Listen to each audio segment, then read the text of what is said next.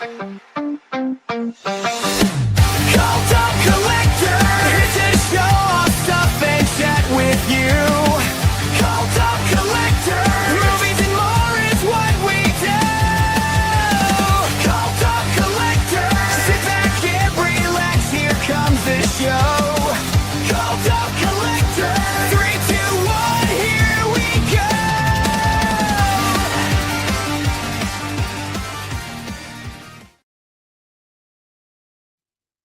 I liked it. I like the new intro. It's very, very nice. Did the music play on your end for some reason? Yeah, I had the music. It didn't on my end. I don't know what's going on. That's weird. Seems like everything's working all right over here. So, I'm sorry. We have to start I have to start every live stream with us talking about some production problems. So I'm sorry, everybody. Hey, so far so good. It's better than last week. Yeah. And speaking of last week, we are going to spin the wheel of death for our ballerina giveaway that was supposed to happen last week. I wrote down everybody's names and sent them to John, and John put them on the wheel. I don't know what screen I'm looking at right now. Is that me or you? Oh, there it is. What happened? My bad. It didn't ever switch to this. Getting a little infinity. There we go. There we go. Yeah, we got everybody that joined us last week on the wheel. We will we're gonna do our weekly pickups real fast. So give time for hopefully all those people that joined us last week to hop on in this week. That way, hopefully they'll be here when we spin the wheel after our we're gonna go back and forth on our weekly pickups real fast. If you haven't noticed, Lauren's not here tonight. Mike is also not here tonight. So it's just me and John tonight. We are here on multiple YouTubes, and we are over on Instagram. As always, if you want to, we try to go back and check the comments on Instagram.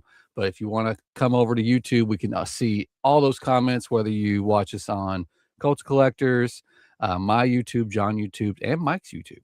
So we got 4 YouTube live streams happening right now. Hit up any of those if you want to drop us a question that we can see fast. If you put it over on Instagram, it does take us a hot minute.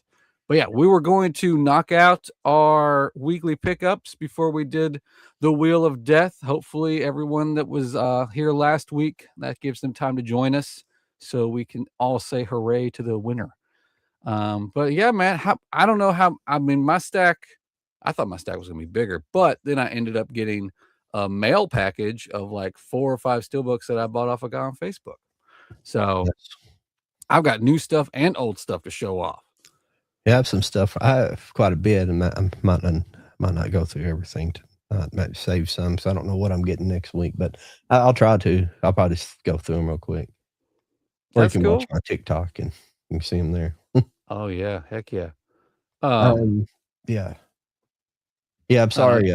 I guess you did say that. Sorry, I was pulling with this stuff. I guess Lauren and Mike's receiving. Mike's having surgery, so today, and Lauren, I guess tattoo artists only work on Wednesdays apparently. So I think Lauren got the color put on her arm, and now she just wants to go lay down. Which I've gotten tattoos and never gotten tattooed that big and that much color. That's probably a lot. She'd probably just be here in pain the whole time, not really paying attention to anything that's happening. So it's fine. Have to make yeah, we'll see. Let's see. Oh yeah, we got some comments happening over here. I'm trying to think what people who weren't here last week need to put in there so I know that they're not on there, so I don't have to search every time for so I don't have to search for everybody's name each week. Oh yeah. Movie Hunter's making sure that your computer finally updated to Windows 95, so you're back with us. It would probably run better if I had Windows 95. It probably would. Jim got the Predator Badlands. You got you got the Road to Rage steelbook. Mine got pushed. I'm not getting mine till next week now, so that sucks. Sorry, I missed that one. What's this one? Did you get the song done in the style of Steel Panther, or is that just a coincidence? It's just coincidence, but I like where you were with that. I should have. Yeah. I forget what my prompt was, but I wrote the lyrics and then prompted it to do a style, and it shot out 2 versions, and I like that one better. So we roll with that. So far, so good. Yeah, that program is crazy. I've been because I can if I want a theme like just like a video Yeah. or something, I can just do it. I made 2 videos last week, one with like a YouTube or excuse me, an Amazon little short Amazon song. Nothing complicated, but just it's crazy. If you just tell it kind of generally what you want, it'll do it. Or it can Yeah. make a whole song too, and Oh, yeah. it'll write the lyrics and everything. Yeah, I thought when I first downloaded it that it was only gonna be like 30-second snippets to where if you wanted like a full thing, you gotta pay for it. But no, it dishes out 3 to 4-minute long songs. It's crazy. Hello, Jim. Oh, damn. Yeah, I got the Predator Badland. I'm gonna show that off tonight. Toy Story 1, 2, and 3 on Blu-ray 2011. Oh yeah. Yeah. I didn't grab my Toy Stories. I think I can't remember if I Was kept the Blu-ray stills or if I got rid of them when they did those 4K. I'd have to go look at my collection. I have some from that era. I didn't are they, like, rare now? I think I have, like, Toy Story maybe 1 and 2 or one of them. Yeah. Are they the ones that are in the blue had the blue slip covers, or are you talking about steel books? He's probably talking about Steelbooks. Okay. But they were high as crap back then. They were, Yeah. like, $30 Uh, or something. That was when they were expensive, or 30 or something. Yeah, they were really expensive. oh, yeah. I think it's when the average was, like, $20 or something like that.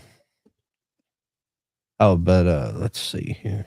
What do you wanna show your stuff, or what do you wanna do here? I got like, how about I'll knock out these 4 that I got that are the new titles before I get into that Facebook purchase.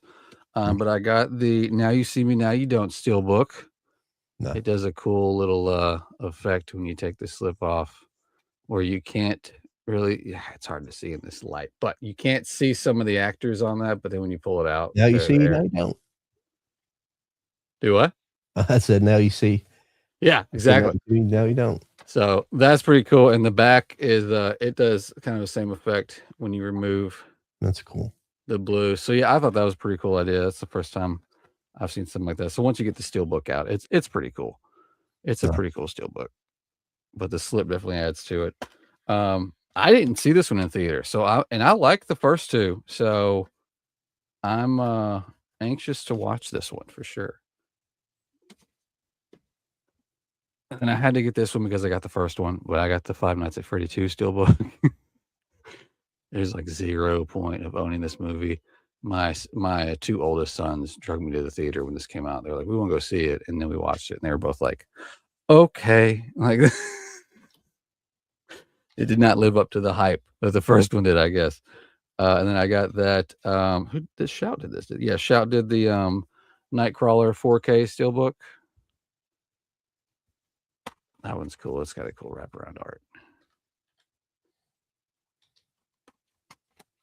Super excited to get that one. And as mentioned in the comments, it was late. It just arrived today. I was getting nervous. I was going to get put on that. Sorry, we have to cancel your order. But there is the Predator Badlands Steelbook. Awesome wraparound art. Nice. I haven't seen that. Was that pretty good? I haven't seen it either, even though it's streamed and I can watch it at any time, all the time. And I haven't watched it yet. So it's still on my watch list. I saw heard the last one. Do what? I saw the last one where it was like basically like a Native American Prey? girl. Yeah. Yeah. I like that one pretty good. Those are the you want to show off some of yours? Those are the 4 new titles. I'll start I've off got with like a couple 4 steel or 5 books. that I got on Facebook. I'll start off with a couple of steel books here. I picked up the Ben. Oh, yeah. The Ben Hur. Sorry, I forget. Yeah. Got the Ben Hur. Oh yeah, see, I didn't get that now, and now I'm regretting it. That's embossed there. It's Oh, is it? raised. Yeah. Oh, The only thing on it that is, but It's also a wraparound. Nice.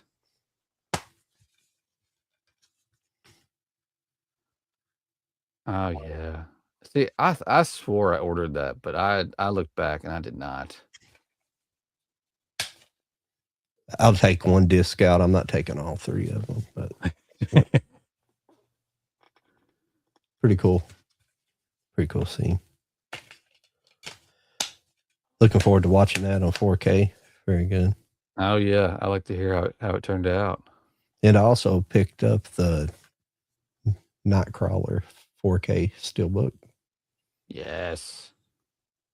I like that cover a lot. Yeah, it's that's so good. I forget the artist. I follow the artist on Instagram. It's kind of a wraparound too. They've started doing that more. I think people. There is a picture inside. It's just Jake Gyllenhaal. I think it's just nothing special. Really cool. I really like that movie. It took me forever to watch it. I owned it for a long time and then didn't watch it, and then I finally took a gander at it. But I picked up the Pee-wee's Big Adventure 4K Criterion. Oh, nice. I still haven't watched it yet, but I got that too. It's freaking great. I wish I generally don't complain about it, but I wish they'd kind of done maybe a more special edition with it. Yeah, me too. Especially with all the artwork inside and out. Oh. Like that could use a slip or some sort of like special casing that they've done in the past. I do like the artwork on it. I like the style of artwork. It kind of matches the Pee-wee's Playhouse. Oh yeah, for sure. It's just a star back there. It's nothing. There's nothing there. It's just like a yellow star. But it kind of almost matches the Pee-wee's Playhouse artwork on the stuff like that.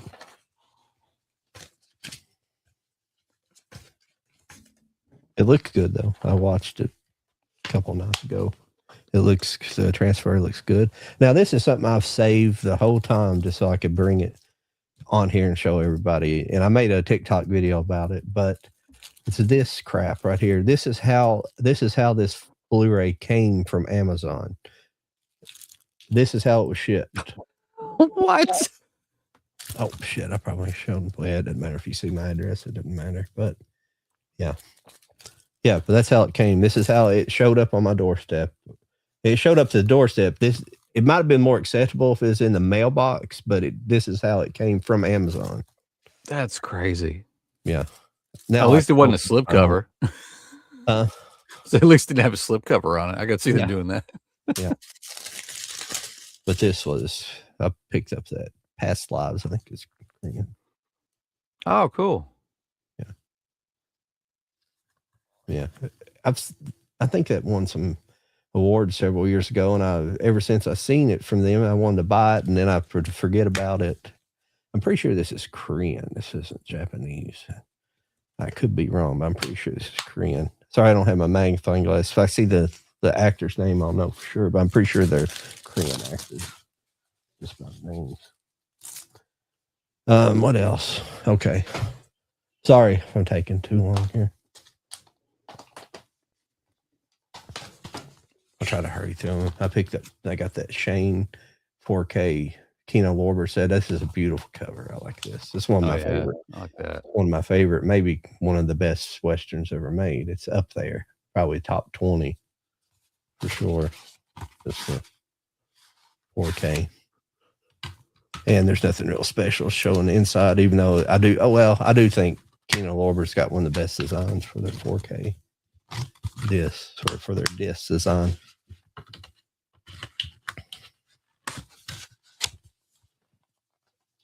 I picked up that Ma and Pa Kettle Blu-ray set. There's a couple funny movies in here. The first one's good. Well, the first one's actually called The Egg and I, which is not a Ma and Pa Kettle movie. They were in it, and that's what inspired them to. People responded to the Ma and Pa Kettle characters, and they made a spinoff and 9 more movies. But it seemed like I watched all these on DVD, and it seemed like you have to get to the last one. I think it's the Kettles on Old McDonald, but Pa Kettle isn't in it. It's just Ma Kettle. So I don't know what happened to the actor and I don't know if he passed away or whatever happened. But this is Death on the Nile. Oh yeah, The Agatha Christie. This is the 78 version. This has Peter Vistinov. I think it's Vistinov, Jane Bergen. None of these names are. Betty Davis, actually. Mia Farrow. Oh, never mind. There's got some big names. Angela Lansbury, David, Jack Warden. Wow. George Kennedy. That's a heck of a cast. yeah. This is another good looking one. Same stuff, same look. Mm-hmm. Sorry, I'll try to get through these quick as I can. I picked up Airport, a 4K. Oh, nice. I didn't realize how many of these were. They had them there, and I decided I didn't want to spend that much money. I picked them up at first, and some of the other ones, and then I picked up this one. This is Airport 75. I don't know what the sequel was. I don't know if it's this one or a different one. But when I got up to the line, the guy that he's always there at my Barnes and Noble. It's an older guy, and he knows a lot about movies. And he was like, "It looks like you got the best and the worst of the airport movies." But I thought that was pretty funny. This next movie, I'm not going to show because I actually don't know the name. It's like a Japanese version of this movie. It's supposed to be a big movie. It was kind of tied in with some of that other stuff I was showing you before, but I'm sorry that it's all in Japanese, so I don't know if it's even a translated version. It even has subtitles or anything, but I found it and I picked it up. Sorry if I'll try to let you guys know a little more about it in the future. This is a Japanese movie. This is a Criterion of the Tokyo Story. It's supposed to be a pretty good movie. I don't know a lot about it, but it's supposed to be pretty good, though. And two more things.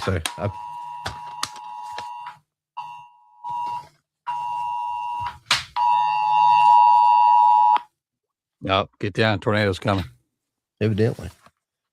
But I picked up that South Park season 21 through 25. Just the DVDs.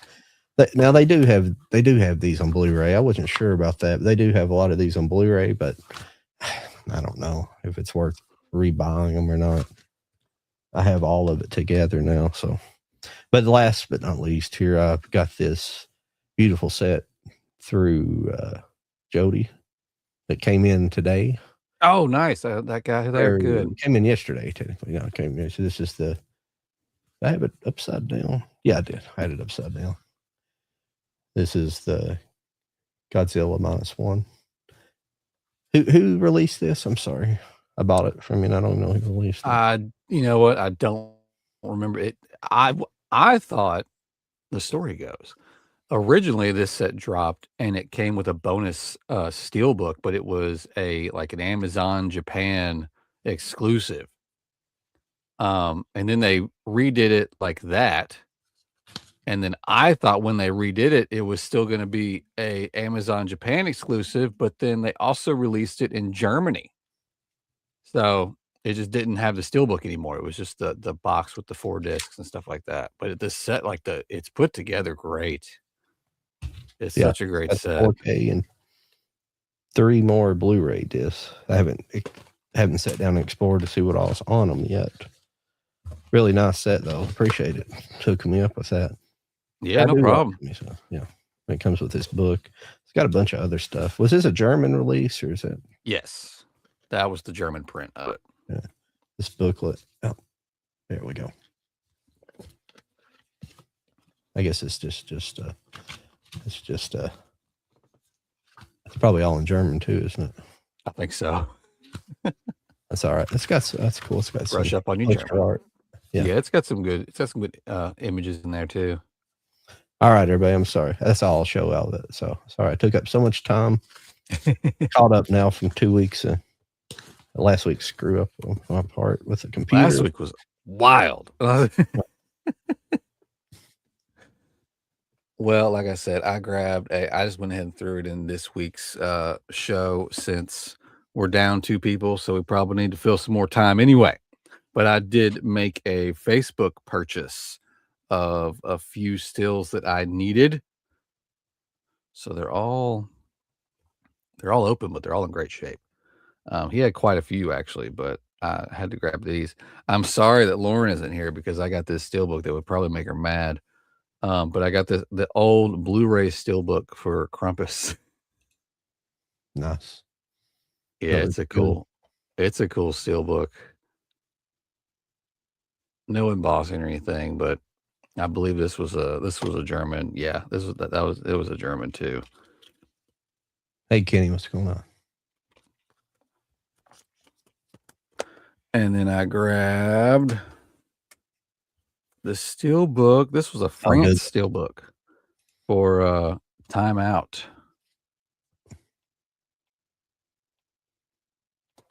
I like this movie. I thought this movie was pretty cool.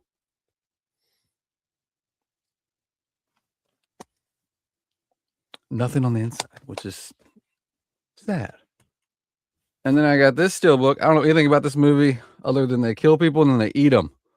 And I need to watch it, but I thought this was cool, and it had a steelbook, so this guy had a really good price on it. But it's called Fresh Meat. That looked interesting, doesn't it? That's why I grabbed it. It was like dirt cheap. But I got that. It kind of has that that text on the top of it, like the well, that's the Tarantino movie, but it's Rodriguez, the Grindhouse. Yeah, the Grindhouse stuff. It has that text style on there. Yeah. And then I also grabbed a Blu-ray steelbook for Geostorm. We got the sequel coming up, but I found this out of print. It's pretty cool. I don't think was this the same one as the Blu-ray, but I like that they went with that. Yeah. Looks like a little better printing where they had it on the steel. And the last one I grabbed, which I was surprised was it's got an embossed frame. The title's embossed. It's a very, very well put together steelbook, but it's for Noah, the Russell Crowe. But I was surprised it came with this much like awesomeness to it. Like that's pretty cool. That's a lot just for something that didn't come from like a premium or anything. This was just a German release. But that was it. That was the stack of Facebook buys. So I guess was that all your pickups, John? Yeah. All right. So we're about almost 25 minutes in. That should have given hopefully everyone that was here last week plenty of time to jump in. Last week we promised a giveaway, but we were unable to fulfill that promise because John's computer crashed. So I wrote down everybody's name that commented last week and gave them to John, and John put them on our wheel of death. And we're going to do like we love to do. We're going to spin the wheel, and as your name comes up, you get kicked off. So it's a last man standing situation, and we're going after the collector edition of Ballerina. Trying to see if anybody come in that might want on it. We had one person. I put that Carlos on there. Oh, cool. Carlos, you're on the way. And let's see. Steve Moody, are you on here? I think Steve Moody is. I could pull up the list. Yeah, I don't see him on the list here. So okay. I'll put him in. I think that's about the only person. If you're in the chat and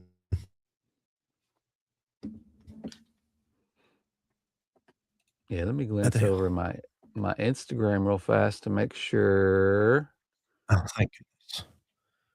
Nobody wants to be put on.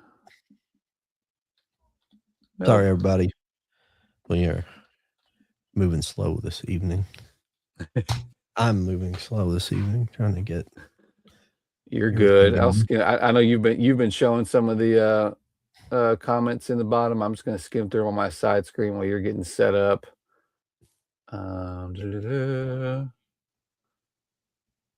Oh yeah, put Steve on there.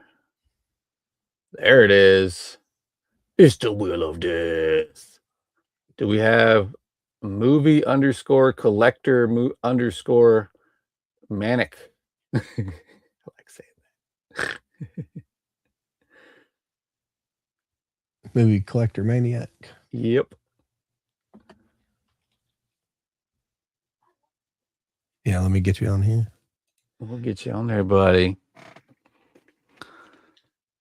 Hopefully, everybody that was on here, in here last week that's on this wheel is here, or at least if they win, hope they're here. I'm just going to put you under movie maniac. We'll know who you are. Yeah. Shorthand. Acres of movies. I don't think you were on there, are you?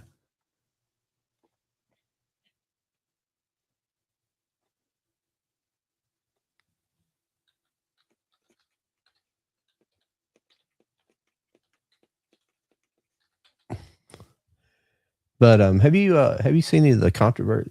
I guess it's controversy, but some of the AI stuff that they've been talking about. That did you see anything about that? That I can't remember company's done it, but they put out their AI and it's like an updated version of it, and they made that fight scene between Brad Pitt and Tom Cruise, and it's like crazy. It's coming. Yeah, I've seen some like scenes from like people are just making movies and they look fine, y'all. Yeah. They look fine. That's a lot. It's kind of like I think I saw one today. It was RoboCop fighting Terminator. I'm like, you know what? If there was ever going to be two franchises that merged, I would be totally fine with that. It was pretty sweet looking. Oh, okay. Acres of movies was on there. Thank you for.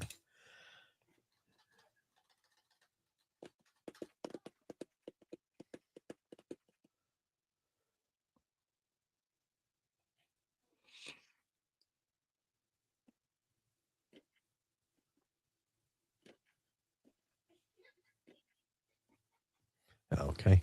You guys want to go ahead and do this? Were you wanting to do this or do it at the end? I mean, we can do it whenever. I was just gonna knock it out here just since it's basically from last week. Okay. That's fine. We can go ahead and do it. We can do it. We can start spinning the wheel and see what happens. Again, if your name gets pulled, that means you're out. So don't get excited. No problem. Here we go. I don't know Here we go. Queued up, so it might just be silent. So I don't know.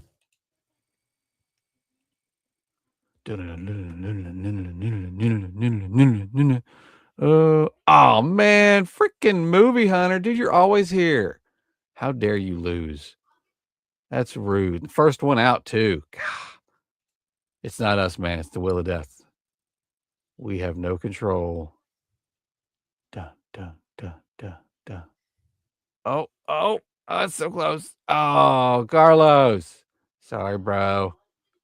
You're out.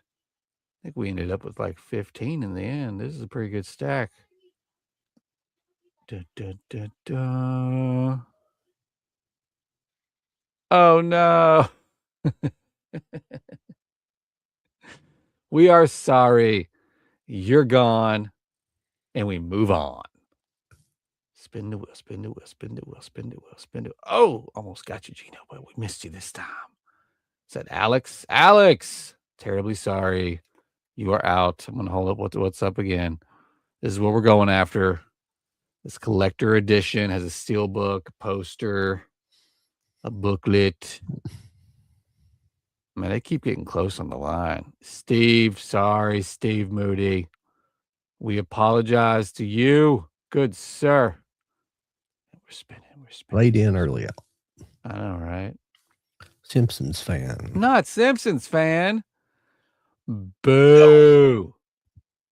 I was fighting for you, bro. I was fighting for you. And we're spinning. Wish I had some Simpsons special sound effects there with the dope. That'd be a good one to have. Oh no, Kenny. Kenny. Sorry, Kenny. You're gone.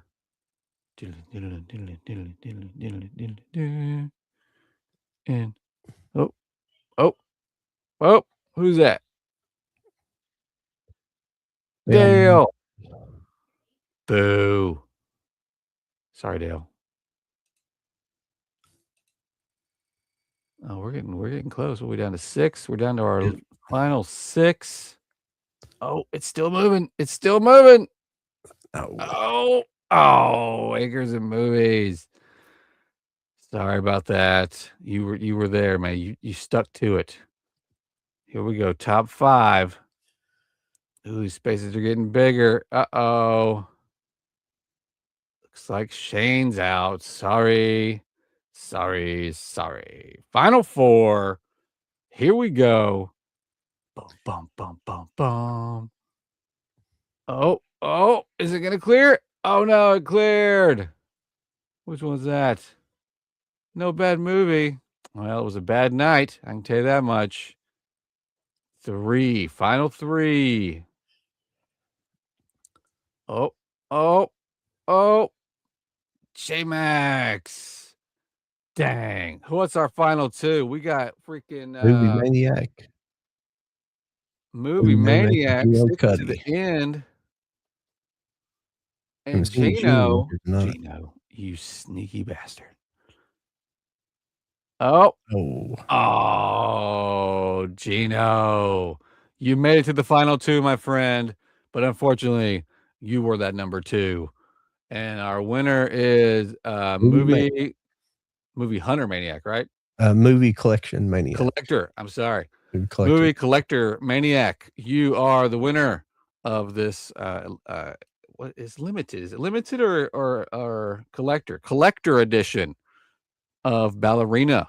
If you could, quickest way to get a hold of me is go over to Stills Racing 4Ks right there over on Instagram and send me a direct message, or you can send me an email at stillsraisin4ks@gmail.com. That way we can get your information so we can send you this in the mail ASAP.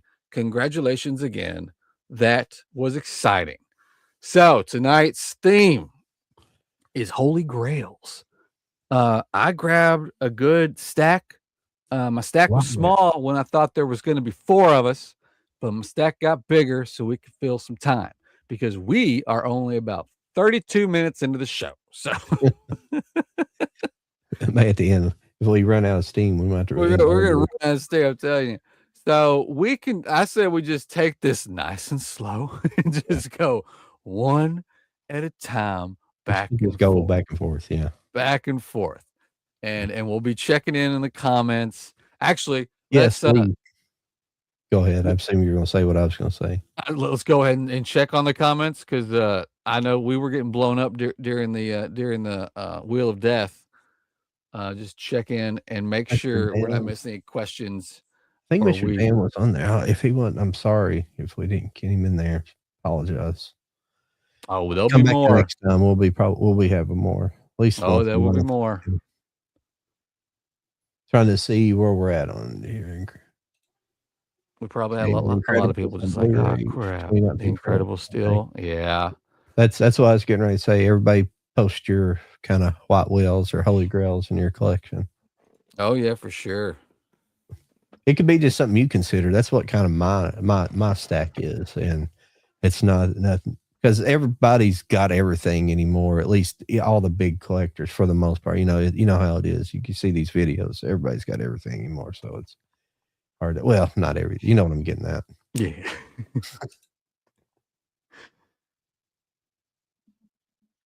Now, as Movie Hunter being good sport. I'm stuff I shouldn't be. I'm pulling up conversational stuff. I'm not paying attention. Okay. Movie Hunter for the next time. Okay. See.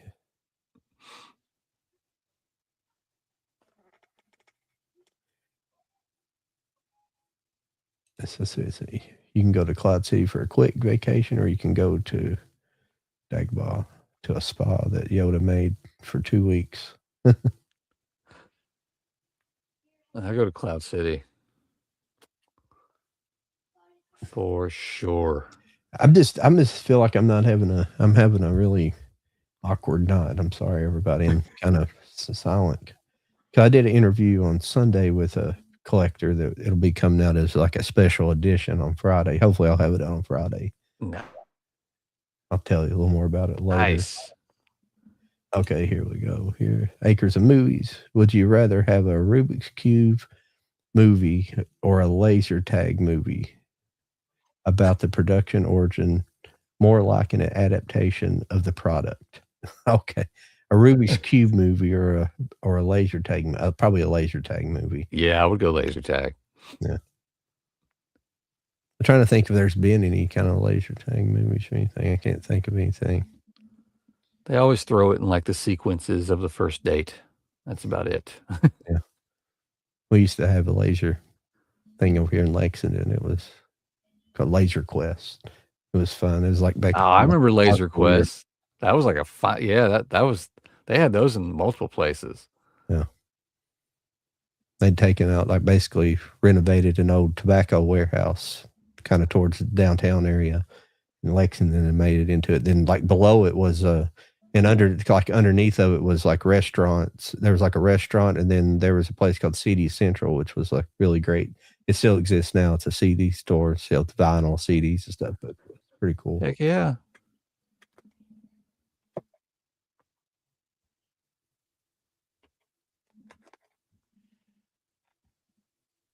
Let's see here. I hit the wrong thing. Cars and Cars 2 on Blu-ray, 2019. Henry Rodriguez. Is that Oh yeah. I have some of that stuff. I can't remember what I have though. I No, I don't go through lists very often. Hey Gino, I'm sorry you didn't hit you got close. Yeah, you did. I'm gonna have him. I want to have Gino back on again too sometime. Pretty soon. Oh yeah. Yeah. Yeah. I told him because he had a long list of stuff he had in the pipeline. I said, well, once some of that stuff actually starts getting out there, you want to promote it. Come on I always back. like having good storytellers because I'm not a good storyteller. I always like having people like that on there. My holy grail is to find a fair recording of DuckTales, the movie Treasure of the Lost Lamp, the movie Treasure of the Lost Lamp from Disney Channel from 1991 with the original bumpers and commercials. Yeah, that'd be cool. Wow. Yeah. Yeah, seeing those commercials would be awesome. Yeah. Seemed like I kind of remember that. When was that from? 91? Yeah. I probably saw it. I freaking love the DuckTales. I probably didn't because we didn't, the town I lived in, we didn't have a Disney Channel on our cable. We didn't have anything hardly. That's why I think that's why like Mystery Science Theater or something. I know a lot of people don't like it, but I think it's why it's so impressionable because I didn't get to see it. So seeing it later on in life, it made me appreciate it more, Oh not yeah. seeing it every week. Yeah, that's a good one.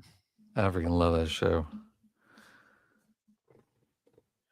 There was a Rubik's Cube cartoon in the 80s. Wow. I guess I'll just start here real quick. This is kind of a holy grail for me. I'm a big fan of Cowboy Bebop, and they used to have a set out that was one of the first sets that came out, at least in the United States, it came in like a box with a top it would lift off of it. But I didn't, back in that day, I didn't know how you could get that. So I remember going to it was like Amazon Marketplace. Amazon used to have a marketplace or a long time ago. And this was like I don't know where this came from. It's not that rare, I don't think, but I love this edition because it's basically what came in that big box set, but it's condensed. They basically added more episodes to each disc. Oh, but wow. The quality still seems good. It didn't seem like they over compressed it to fit it on the box. But I always love the artwork on here. It's kind of more custom artwork for it from the show than anything. I mean, on the back but it seems to be kind of an official release. It's kind of strange. But I just like how it's laid out on the inside. And then you have your discs in here. Oh, nice. But it's just like a 3-disc set. They condensed everything to 3 discs. So I think the other was maybe like a 5-disc, but it may have had special features. I knew somebody that had it, but I never did buy it. I've went back and looked into buying it, but it don't go for insane prices, but I'm not real interested. I've got it like 2 different versions of it on Blu-ray, and there's no real need for it. That's kind of my first one right there. That's probably more than Holy Grail. But when I ordered it, I thought I was just ordering like kind of a best I thought I was ordering something else, and then this showed up and I was like, wow, this is like the whole series. It's kind of early on the slip covers. Well, one of mine I picked because I just kind of went with like some of these are Holy Grails, as in like you can't get them anymore. Others are Holy Grails just because they kind of mean something to me. This was my first purchase of an Arrow video. This is when I discovered them, when they were putting out this box. So I like that. But it's for all 4 of the House movies. And they've since gone back and reissued this box, but in a different it's not as cool as this. This is the original print of the box set. I think they took out the big hardback book that's in here when they did the reprint. And I think some of the artwork was different too. But House and House 2, I remember from when I was a kid. And the fact that they did 3 and 4 in this box set just makes me laugh. Yeah. It was this, I think, it was this box set was the first time I watched 4. I didn't even know there was a 4th one. But I remembered 3. I remember seeing it a long time ago going, this is just silly. But they're all silly. That's why I like them. But yeah, there's 4. Brought back the original dude. So that was my first time, and it came with this really, really cool hardback book with a bunch of contents, images, and behind the scenes stuff, interviews. But yeah, this is one of my grails only because it was the first Arrow video that I got, and it's been a nightmare ever since because I got hooked into Arrow and I started hunting down their older releases, a lot of their UK exclusive releases from back in the day. So I went once this got in my life, I went on an Arrow binge and I was just buying Arrow left and right. Movie 100 said, my Holy Grail was a steelbook that was costly, made in Abyss. Made in Abyss. Took me forever to find it at a good price, but no Grails now since I'm only needing to keep steelbooks up to date. You hunted all of the Grails. There's still one out there that I need that I always think about, and I know two people that have multiple copies of it, and yet we can't seem to do anything. For anybody in the chat, where I'm kind of behind, what is kind of the most sought after out of print thing right now? Because it used to be like stuff like Dogma and stuff and that stuff. You know, everything is kind of sought after that's out of print. What's like, because I don't really know at the moment. Like I could look it up, obviously, but so if anybody knows that answer, it'd be cool to know. Okay, yeah. Mine at the moment is Survivor Ballad, 3 films by Shoei Imura from Arrow. Oh, and I don't think I have that. I'll have to look that up when we're over with. I don't think I have that. There's so many. It sounds like a Japanese movie. It sounds pretty. That'd be pretty interesting.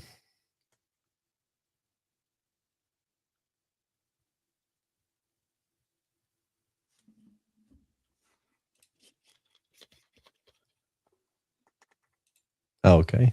Gremlins 3, where you think... Oh, Gremlins 3. Where you think it would take place? Las Vegas? Mars or somewhere else? I'm questioning everything about Gremlins 3. I don't understand why we're doing it. So, but it's coming. Most Gremlins, likely they're going to try to pull at our heartstrings and just go back to the town. I mean, probably going to be like a Christmas get together back home is what it's probably going to end up being. Gremlins 3, like maybe in Vegas, but I don't know, maybe it's Caesar's Palace because that place is really big. Like in one like that, or like Paris or something like that. I don't know. One of those places. I don't know. One in like a very large location where they explode and like where there's a fountain. Well, what's the one with the big fountain where they could get in and just multiply like into millions, and it would just be some kind of like almost like a massacre. They did it in the first one inside Yeah. that store. Yeah. And then 2 is when they 2 is when they were all over inside that lockdown skyscraper. It was like a production house, and they had scientists for some reason. It was a wild movie. My next ones, I've got 4 things, but they're all like kind of all tied together. And Gino might be able to help me with some of this too. But this is a show that, as far as I can tell, you can't find it on. You can't find it any complete collections on it. This was Burns and Allen. This was George Burns and Gracie Allen. Yeah. This is a really funny show. I just got these like little collections. I got like this collection, and some of these had they're just whoops, that still has cellophane on it. I hadn't even opened it. And like these 2 little slim cases it came. I love the bill. I wish they would. I don't know if it's just like lost film. It just can't be reproduced, or it's, rights issues or whatever, like everything else. But that show's funny. Gracie Allen's just hilarious on it. She plays kind of the dumb blonde and does it very well. Yeah. Let's see. We'll go with this one. This one was hard to find, but Eureka, I think they are. Are they England? Are they Australia? What? I don't remember right now. What were you talking about? Maybe what are you? Don't leave me in suspense. What are you missing? What's she referring to? Oh, is it the movie? Oh, it's probably okay. Yeah, the steelbook that I was looking for, most likely. It's for Lost in Translation. Oh. It's a Zavvi exclusive Blu-ray steelbook. That'd be a cool one. It's a beautiful steelbook, and I've got two different. One guy I know has 3 copies, and they're still sealed. I'm like, what are we doing? I feel like you keeping 2 is fine. I don't know why you need 3. But we're still going back and forth on that one. But when I see stuff like that, it just pisses me off. Okay. They were filmed in Kinescope as they were filmed live. Yeah, I mean, they were definitely filmed, but it's probably like films went bad, I guess, is what happened. Vinegar syndrome. Yeah, I don't know either. I could do more research. There's surely some people out in Hollywood that can answer those questions. I'm just bad about stuff like that. There's probably could get in contact with certain people, but I don't know certain people like that. So.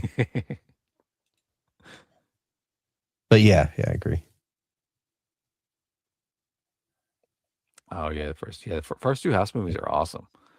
But that box set, and like I said, they did do a reprint though that was slightly smaller, but you still got all 4 films.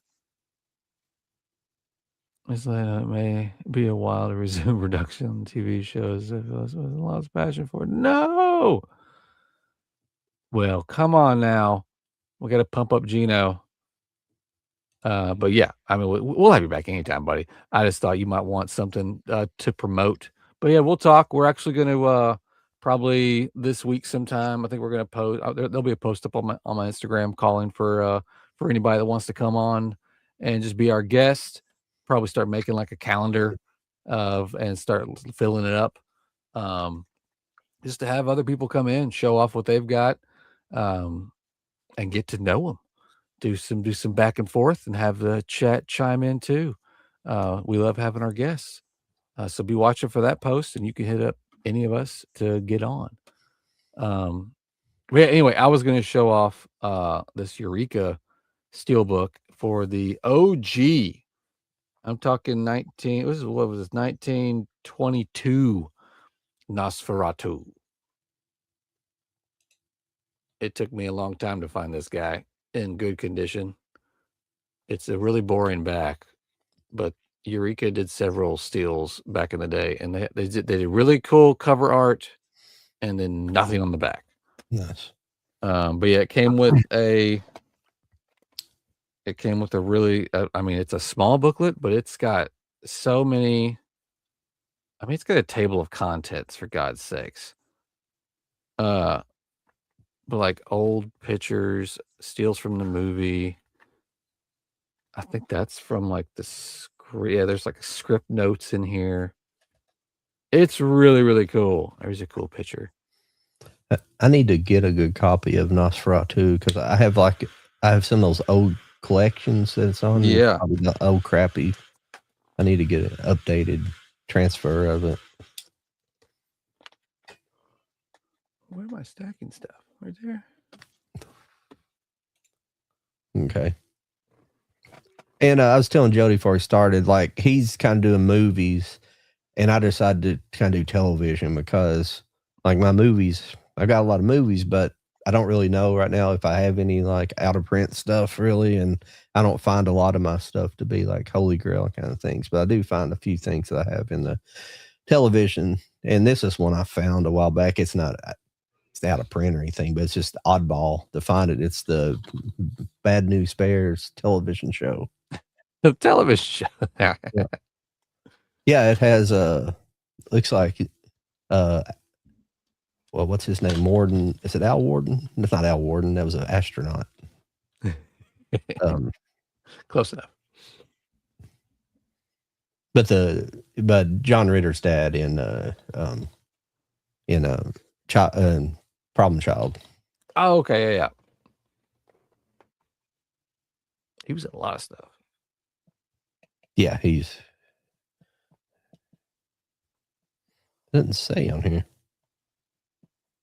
Yeah, but I'm pretty sure that's him. Yeah, kind of a weird thing. I think I watched a couple episodes. I didn't finish all of it,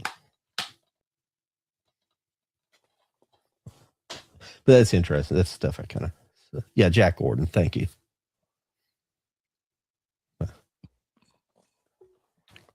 Anything going on in the comments before I move on? Let me see here.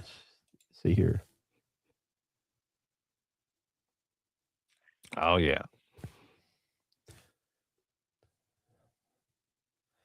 That's biography in German. Yeah. Heck yeah. Oh, let's see here. I apologize, people over on Instagram. I've kind of forget to look over. I've got a comment over here. Okay, I got Carpool Dad Podcasts. My Holy Grail was an old anime called Knights of the Zodiac. Have you guys heard of it? Actually, I haven't. I have to check it out. They made other movies, and all but original series was awesome. But the original series was awesome. Yeah. Yeah, thanks for joining over here. I hope you. Sorry if I didn't. Sorry if this goes for me and Jody if we don't. Yeah. We don't recognize you over on there, but we don't get like our Instagram comments don't come up in the main feed over here, so we kind of got to do it separate. So we apologize. But thanks for the comments. John's got it made over there. He's got separate screens. I'm having to go back in different tabs. So, but we are watching. You ought to try to find you a little monitor to set off to the side. Oh yeah. Because yours has HDMI port on it, don't it? You just plug that HDMI port in and it'll mirror, it'll add another. That's true. Screen. That's true. They don't cost very much anymore either. Let's see here. Yeah, no comments so far. Is it my turn or did you go? Okay, cool. I think it's your turn. I think it's mine. Yeah, you did the whoops. You did the Bad News Bears. I'll do this one. This one I falls under Grail because I was looking and I've almost got the Mondo Steelbook series complete.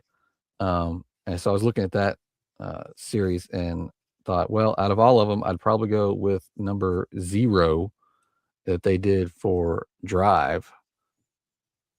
This is a really cool, and it's got just the Mondo did the steel slips before Lionsgate. So this is OG,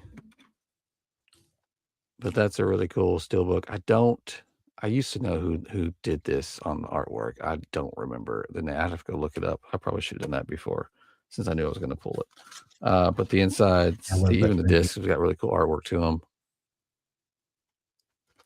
But yeah, it's a great, I mean, obviously it's a great movie, but it fell under Grail for me because out of the Mondo series that I've almost completed, that's probably the hardest one to get.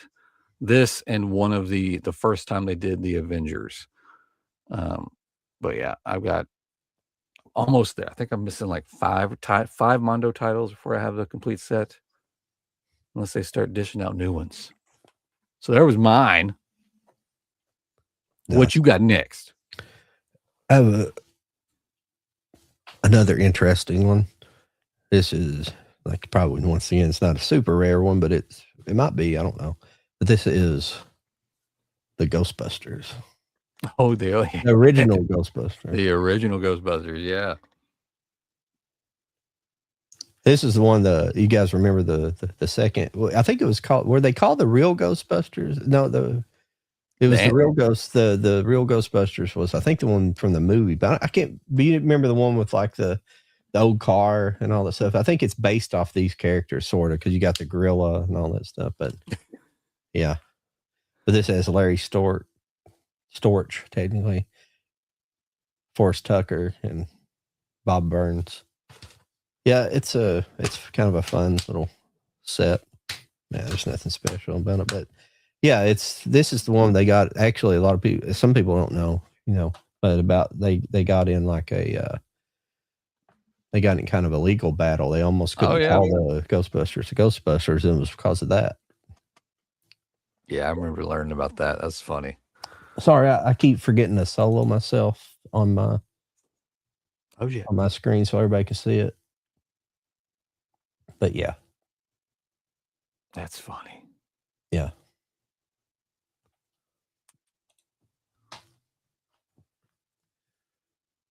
Filmation's Ghostbusters, yeah.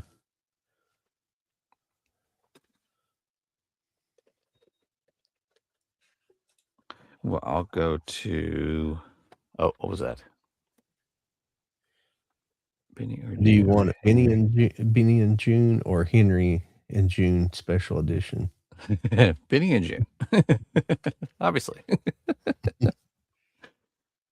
My next one, I went over to my Marvel area and was like, okay, what out of all this Marvel stuff, what's kind of like the Grail over here? And shockingly, because it was a low print run and you cannot find it, and I'm surprised, but I'm surprised this got so much popularity.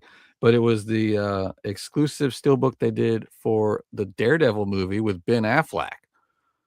It's a cool steelbook. Again, it's kind of like that Noah one. You got the framing and you got the title itself. You got both of them there, and it came with the director's cut. But yeah, I found this forever ago. I think I bought this off of somebody selling like multiple things, and we came to a really good deal as like a bulk purchase. And I didn't realize, but you look into it now, and people are just like clamoring for this thing. It's just funny that it's this Daredevil. The steelbooks have risen in popularity. Oh yeah, yeah. Everybody's realizing the awesome ones we got back in the day, and they're all trying to snag them all up. I don't think I have any steelbooks that are. Well, I do have a couple steel sets over here. We'll get to here in a little bit that are little more rare, but they're not steel books. Let's see. What do we say? You're in a see-through Zeppelin. What comedy movie sequence would you like to see perform? Before what? How about this? How about one of the fighter plane sequences from the movie? Shit, I can't think of the name of it now. It's the Howard Hughes movie. Fucking damn it! I'm having a bad memory now. I don't know. Aviator. No, well, that's that movie. But the movie Howard Hughes directed, it was Hell's Angels. Excuse me. Okay. Hell's Angels. Yeah, I'd like to see one of the sequences. They went back. Not only they went back and shot the whole movie, and it was shot to be a silent movie first, and then sound came along, and he reshot the whole movie in sound. But the one thing they figured out while he was shooting the movie is he wanted to be able to see the speed of the planes, and they couldn't. When they had clear days, you couldn't tell the perspective of the plane of how fast they were going, so they would only shoot during cloudy sequences so you could get a perspective of how fast the planes were moving during it. And it was kind of a sort of a revolutionary thing for then. Plus, I think just filming plane sequences, there was a bunch of plane sequences in it, and it was just a lot of stunts for the era. So it was kind of crazy. Yeah. I like it. Pretty cool. We actually just saw. So there's your answer from me. Yeah.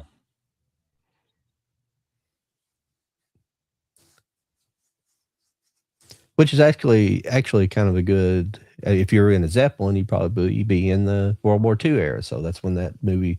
Is that movie? No, I think it probably in World War I fighter planes. Wasn't it? I think that's correct. Yeah, World War I. Excuse me.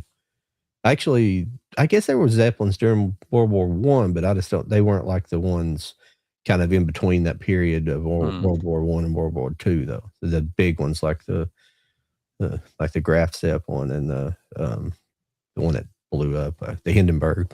Yeah. I think we should bring them back. I think it'd be cool to see them in the sky. Yeah.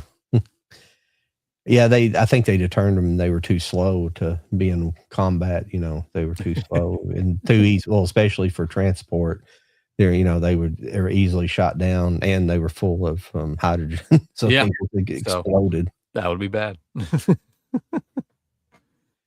We actually just lost Bob Burns, who played Tracy the Gorilla in the original Ghostbusters. I was a massive monster kid who owned the original King Kong armature. That's cool. Oh shit. Yeah, I love King Kong.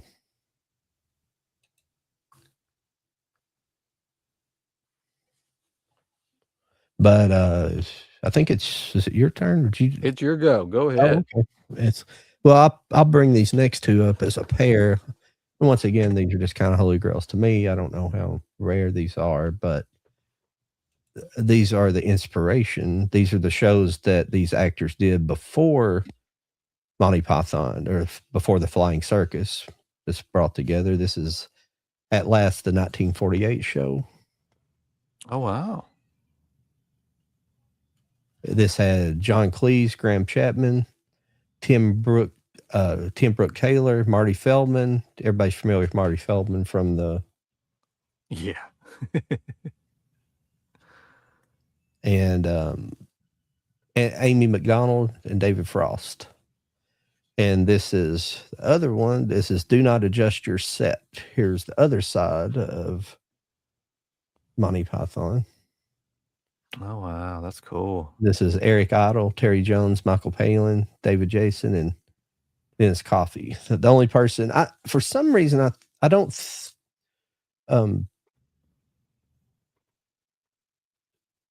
think what's his name was involved with any of this. I can't remember if he did.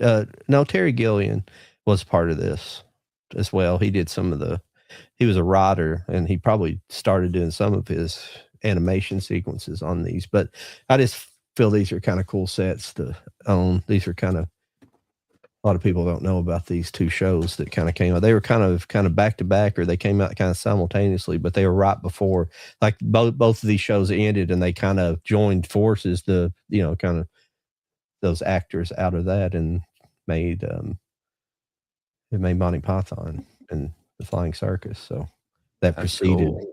those two shows, or superseded, I guess that's a better word for it. Oop, go to the chat. I think I'm fixing to have a baby say goodnight. Hang on.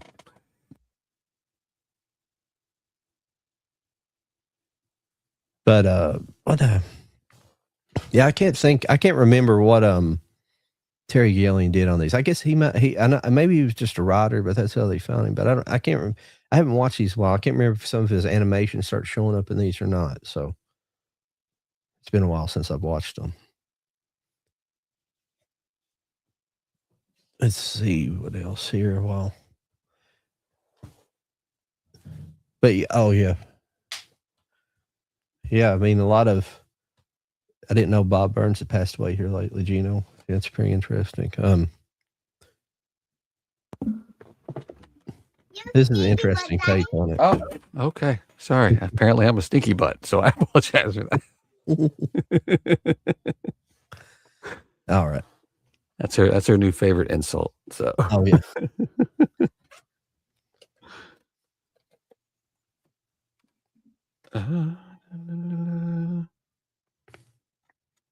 My next. Yeah. You're up. Oh yeah, my next one. Actually, just kind of like this was like I think it was like a GoFundMe or what's that other fundraising thing? I forget what it's. Where somebody's making something. Oh, I know what you're talking about. Yeah, it's on the tip of my tongue, but this was one of those. I forget the name of the studio. I don't see it on here, which is super irritating.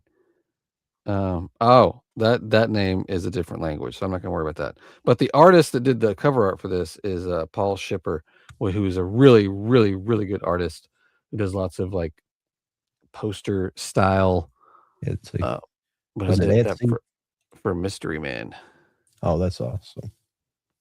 I love that artwork. He did. I found that artwork forever ago, and then this company licensed it out, but it was only available through that campaign, I guess. I forgot. I can't. It's not GoFundMe. It's when you're trying to raise. No. It's like another. Yeah, it's something. It has something like Indiegogo. No, well, that's like it, but I mean, we'll just go with that for now. Yeah. But they did cool artwork on the discs and cool artwork on the inside. But yeah, and I just like stumbled across it on like a search. That's the only reason I found out this thing was even going to exist, and so I snagged it up. It didn't come with any sort of. I don't think it's not on the sticker. No, it didn't come with any sort of like. We only made this like a limited number, but it was only available through that little fundraising thing. So I was like, all right, cool. I got to get this because that movie's hilarious.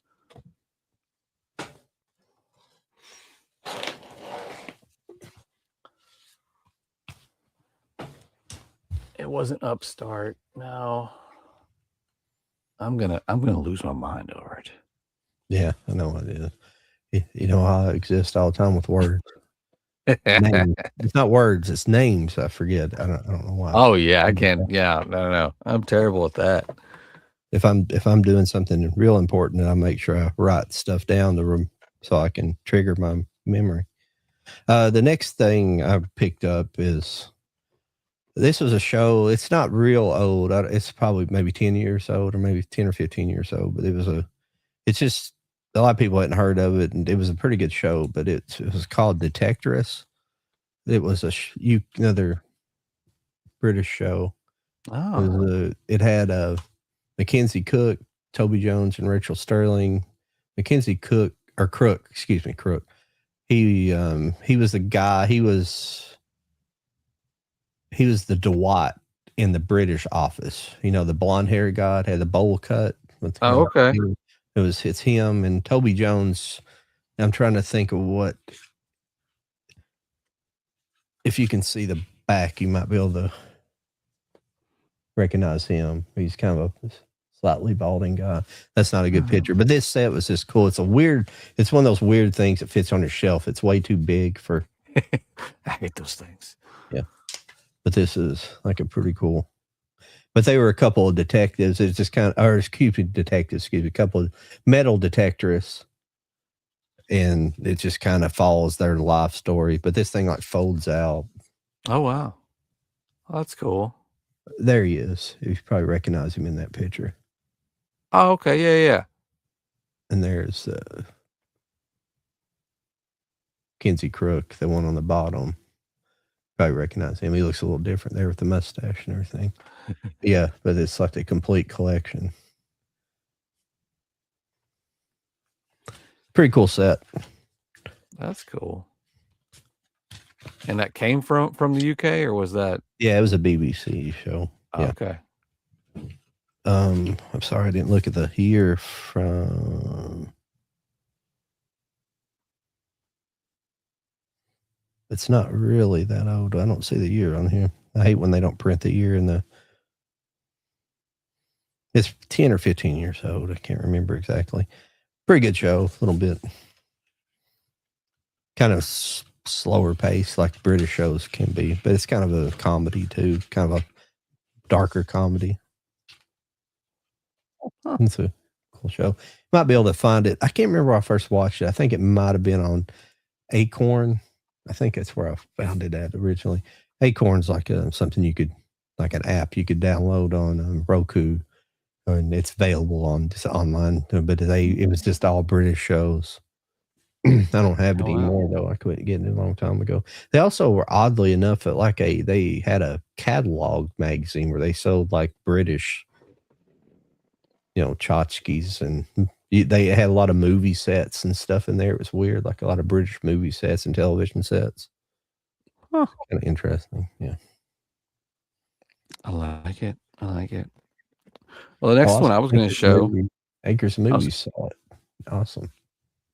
Oh, yeah, we probably should catch up on the chat. Or what are we missing? Upstart was another one of those. See what she said. Is there a Short Circuit special edition yet? Special edition? No. There's a really cool steelbook from, I think it's Germany, but instead of saying Short Circuit, it says Num 5. It took me forever to get that. I have that. But there was a nice, I think, was it 88 Films or 101 Films? One of those two put out a really nice edition for part 2, but we've never gotten anything really cool for part 1 yet. Yes, I've seen State and Maine. It's been a while. That sounds familiar. She also asked who would you cast as live action Grover? I have no idea. A live action Grover. I need to start. I always forget. I need to probably give a joke answer. I'm sometimes short like that. Because it's fun. But I don't know. That's like, I mean, there wouldn't be a live action Grover anyways. It would be CGI or something, or AI now. But if you're talking about voice actors, I have no idea, because anybody could, not anybody, but somebody could just do the voice. But like, I don't even know, like personality wise, like Jack Black or somebody. I don't know. That'd be good. That'd be good. Just put him in a big blue fur suit. But she said, I love Detector, so it's cool. She's seen that. Did it have a commentary? I can't remember.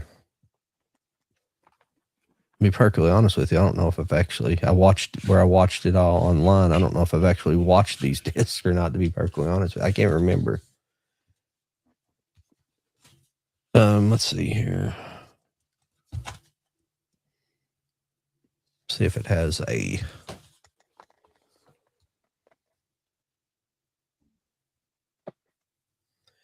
18 episodes and 5 discs, probably 5, I think, minutes, 15 minutes. Steve, British comedy, not rated. It doesn't say anything. Oh, we look it up. Oh, okay. Here's the bonus thing on here. Behind the scenes, featurettes, Christmas special, cast interviews, and photo gallery. It doesn't say anything about any commentary. So I don't know, but well, most likely not if it didn't say it there. I could be wrong.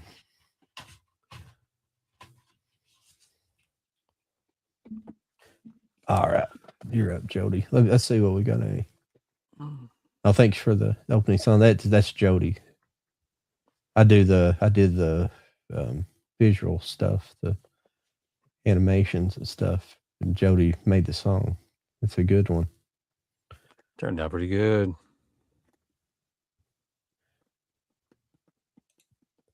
Jim Carrey would be a good Grover. Yeah. Yeah, I could see that. Yeah. Lobby Kino for Eve of Destruction Special Edition or Hardware.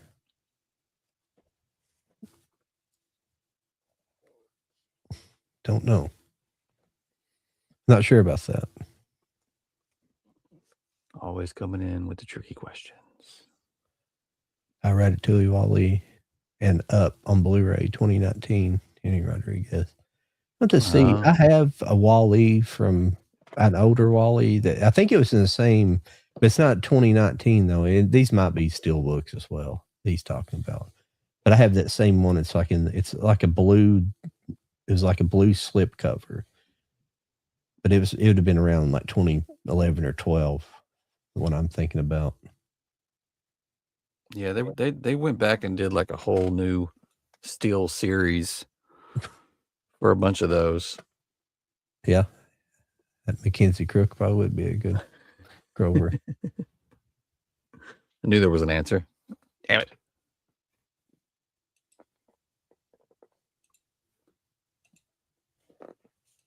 Oh, that new one come out. Eat a Good Burger. Yep. It's good. Yeah, it's Good Burgers. Did that come out on? What did that come out on recently? Good Burger. I think I bought it. Whatever it was. It got a steelbook. Oh, did it? I don't think I bought that. Maybe I did. I can't remember. I don't think I got that. I think I just got like the Blu-ray edition of it. I can't remember. Yeah, I was gonna say I can't remember if it was a 4K thing or. Is it mine or is that yours? Are you up? I think you're up. Aren't you? Oh yeah. I pulled this. I saw it on my shelf. I guess we don't need to get any hurry. For some reason, I'm just not in a very I don't know. Sometimes I'm just off. I'm not very conversational. Sometimes I can't shut up. You're good. This whole show is just kind of wacky right now. Yeah. But I grabbed the Scream Factory Halloween box set off the shelf. It turned into quite a collector's item, and some might consider a grail. Even though they've done all these in 4K, but they haven't done a big box like this since this Blu-ray box. And I just kind of stumbled. I didn't even know this thing was coming back when it dropped. I stumbled into Best Buy and it was sitting on top of that kiosk that used to sit out right there in the front with the new releases on it. They had like 2 or 3 of them, and I was like, holy shit. So I grabbed them. But yeah, even though those are black cases, this is just a Blu-ray set. But you got all of them, even the Rob Zombie in there. But I grabbed this for tonight because this is a good number of people's grails. I've been on some other live streams where people talk about this or pull it up, and then like half the other people there are like, "You son of a bitch!" So people are still mad they don't have it. But it's a really cool box. I highly suggest getting it if you haven't. Just try to find your best deal ever. I would think the price would be all right considering that we got all the 4Ks. So Fatty Arbuckle is back, and he says, "Let me be Pinhead." Hired. That'd be great. Okay. Good Burger was 4K steel and very limited and out of print. I don't think I got that. I don't know. I got it. I think I bought it. It's out there. I remember. You probably got it, don't you? Yeah. I got the steelbook. It's out there. Do you need it? How much you got? That's the only reason I'm here tonight. I'm here to fulfill everybody in the chats. I don't need it. Grail list. No. I'm going to sell it to you. Which one was it? Sorry. There was a recall disc in the Halloween set too. Oh yeah. There was lots of recall discs. I ever tell you, I do have that. I do have that Akira over there, but it's not rare. But that Akira set, when they first released the 4K, they misprinted it. They only put the on the US release copies. They just put the regular 4K. It wasn't like the ultra high def version, the UHD version, or something like that. And it was like it wasn't as high definition that it could be. Did I leave? Sorry, I left it on. Left it soloed on you. So What the hell? Oh, there we go. What happened there? That's weird. Sorry about that. But yeah, they issued a statement saying, just send in your proof of purchase, and when we get the disc fix, we'll send them to you. And I contacted them, and they said, and I did what they asked, and I had a couple of emails with them, and then nothing. Eventually, I had to just rebuy a 4K with it fixed, and to make my set complete. Kind of pissed me off. But I wanted to see it in actual 4K because Ghost in the Shell 4K looks so damn good in the regular and the when I finally did get the fixed version, it did look incredible. The regular 4K looked fine, but it just didn't have that pop like the other movies had. But it just I don't know what happened. They never did send anything, and kind of aggravated. Seemed like the email got weird too. I can't remember now, but it seemed like they were being cooperative at first, and then there was no anything bad exchanged. It was just like they contacted me. I think I tried that. They asked for something. I contacted them back, and then it was nothing. It's weird. All right. The next one I have, I'll throw together as well. These are some other old television shows, and I really like these. I'm sorry, I should have remembered this guy's name before. Got his name before I brought it up here. Yeah, but this is starring Rod Cameron. It's called State Trooper. He may have been in a series before these. He's kind of I guess a Andy Griffith kind of look-alike in a way. He looks kind of like Andy Griffith. But these were really good though. They're almost like, to me, I mean, they are black and white, and it's not, but they kind of feel like noir detective stories in a way. They're just, I don't know, it's just really good. This is a multi-package set, and I don't know. I really like these stories. They're really good. For even going back and watching them in the 50s. They're fun to watch. And then he was on another show called Coronado 9. It wasn't it was kind of a similar thing. He was a private investigator. It was shot almost exactly the same way. It has the same feel to it. And it's almost like they were, it was basically they took the same show and just changed the setting and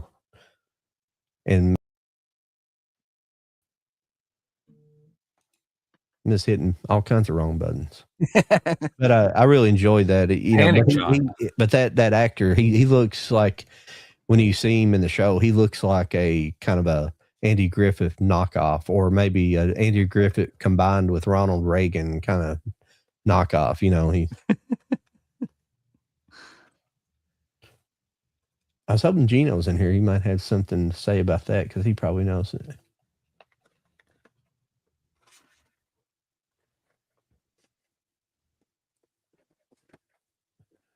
Well, a replacement was made, Movie Hunter, but they never sent mine to me. So I don't know. The War was good. Okay.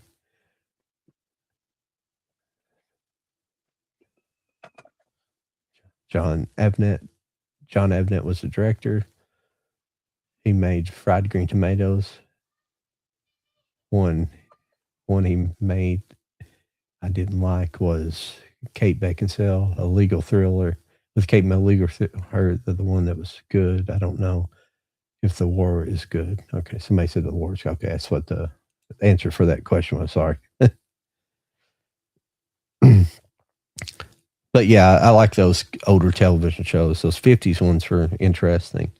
It's just like that early stuff was on television was interesting. It just has this where it's black and white. It's not the black and white has anything to do with it. It's just they have this kind of feel to them. It's just I don't know what it is. Watching them just kind of takes you back. I guess I don't know what it is. It's just clean and it's not. There's no. It's not kind of.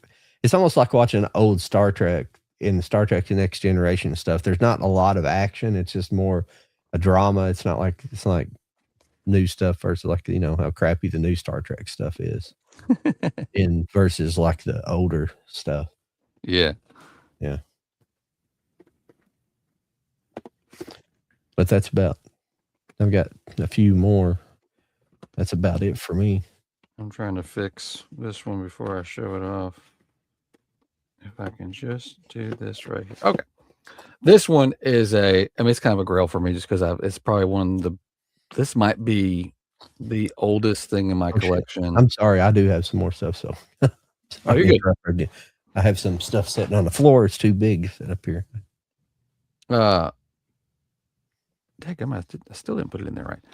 But this is probably since I had to sell off a big hunk of my collection back in the day, this is probably one of the only things in my collection currently that I've had the longest.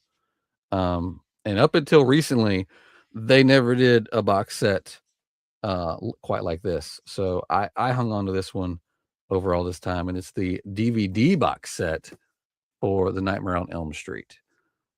I thought I got this thing at Circuit City, guys. That's where I bought this. That's how long I've had this. Remember the Circuit City days? Circuit City days, man. I walked in there, and again, this was back.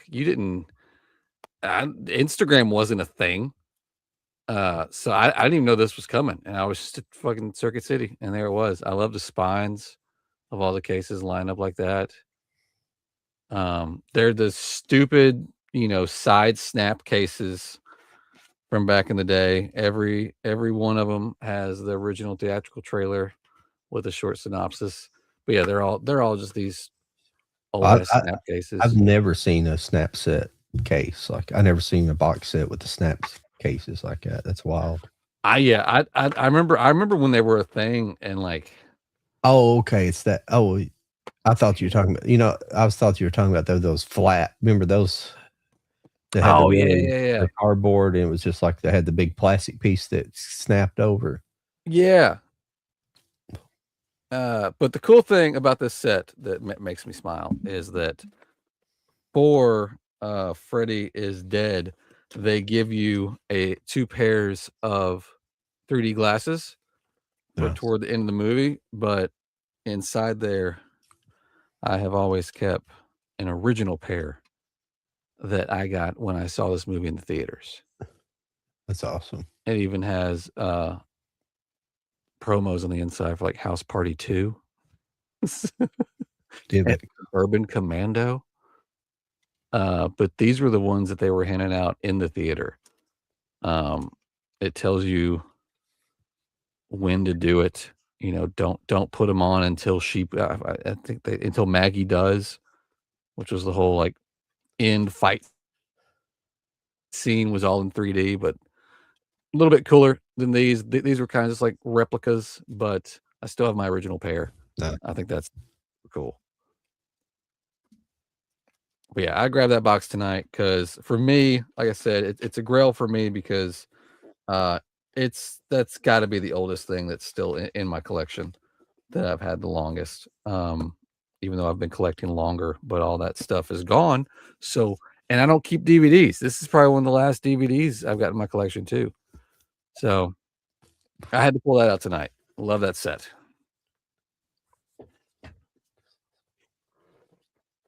All right, let's see here. Hey, Chris, let's make Babar animated CGI, or how you do that in what voice? How would you do that in what voice? Let's do live action. What are you talking about? Yeah, I don't know. Circa Simpsons fans, Circuit City and Divx. Yes, I forgot that Divx was connected with Circuit City. I seen a video a while back. Oh yeah, it's pretty wild that they tried to do that. They tried to make Circuit City had some cool stuff too. There for a while when they did CDs, they were getting like foreign stuff. Like they would get stuff imported in. I was like, oh shit. Yeah, I think I bought my first widescreen television at Circuit City. It was a Philips, just a 720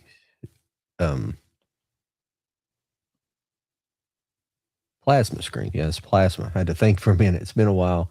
When you first get that, when you think, oh, I don't know if it'll get any better than this. I mean, there were a little bit nicer TVs out there at the time. That's just what I could afford. But it had speakers on the side. It was a big gray one. It was probably about that thick. Oh yeah, they were thick as hell, heavy as hell. I've still got my I think it's a 55 or 60 inch. It was the last year that Samsung did plasma. And it's high def, it's not 4K, but it was the last, and dude, it looks beautiful. I mean, it's the blacks on plasmas. People just don't remember. They were good. Yeah. The TV was pretty good. It looked good. Some movies would look astonishingly well, and then some. Mine didn't do blacks real well. It was I got it like 2006 or something. Oh yeah. It was a very early plasma. It was a fairly early plasma, not a very early, fairly early plasma, and it was. I think at the time the LCDs had come out, but they were like $4,000 TVs, yeah. $3,000 or $4,000. It was more. I think I still paid about $2,000 for that Philips. It's when the TVs were still high, and I'd save money just because I wanted one. You know, being a movie person, I wanted one so bad. You know, it sucked. Now you can buy fucking 4K for like $400 or $200 probably at Walmart now. You know, I'm watching those 98 inch that are below $2,000 right now. So I'm like, oh shit. But what? But yeah, we got that there. Like when I ran that little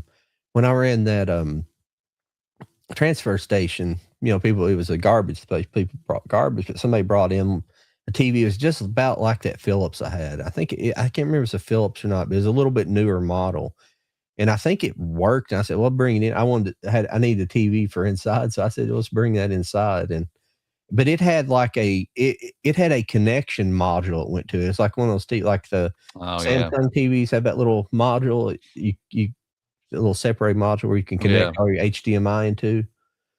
But it was big. It was like the size of like almost like a VCR size. It was really big, but it was like you could put it had a slot where you could put like your DirecTV card into it. It was like a receiver. Yeah. But I think it also had inputs in it. It was crazy. Yeah. I had a TV that back in the day that had a slot on the back of it, or back side. And it was back when cable, like Comcast, were going to do cards instead of boxes. And they did it for like a little bit, but they could never get it to work as well as the box. Yeah. But this TV was like ready for it, which was super weird. But I tried it through Comcast, and every time I'd get one, it lasts like maybe a month. And then finally I was just like, just give me the box back. You missed all kinds of stuff, Alex. You missed everything, man. We're 30 minutes out from being done. But you missed the wheel of death, but you didn't win. So so you missed yourself losing. God. Oh, wow, 480 plasma screen. 480 plasma screen. Yeah, I mean, that was probably from like the very, very early. I think plasma screen, I think those widescreen TVs have been around I think they were around even back in the like maybe late 80s, early 90s, if you're rich enough to be able to buy one. Because have you ever seen like some of these older movies where they'll have somebody in a pen and you'll see one? Maybe not maybe early 90s, maybe, but they kind of came out officially in the like kind of early to mid 90s, I think, technically, when they first come out, but they were like $10,000. Then, you know, Oh yeah, crazy, yeah. crazy money. That's probably something like that. That was 480.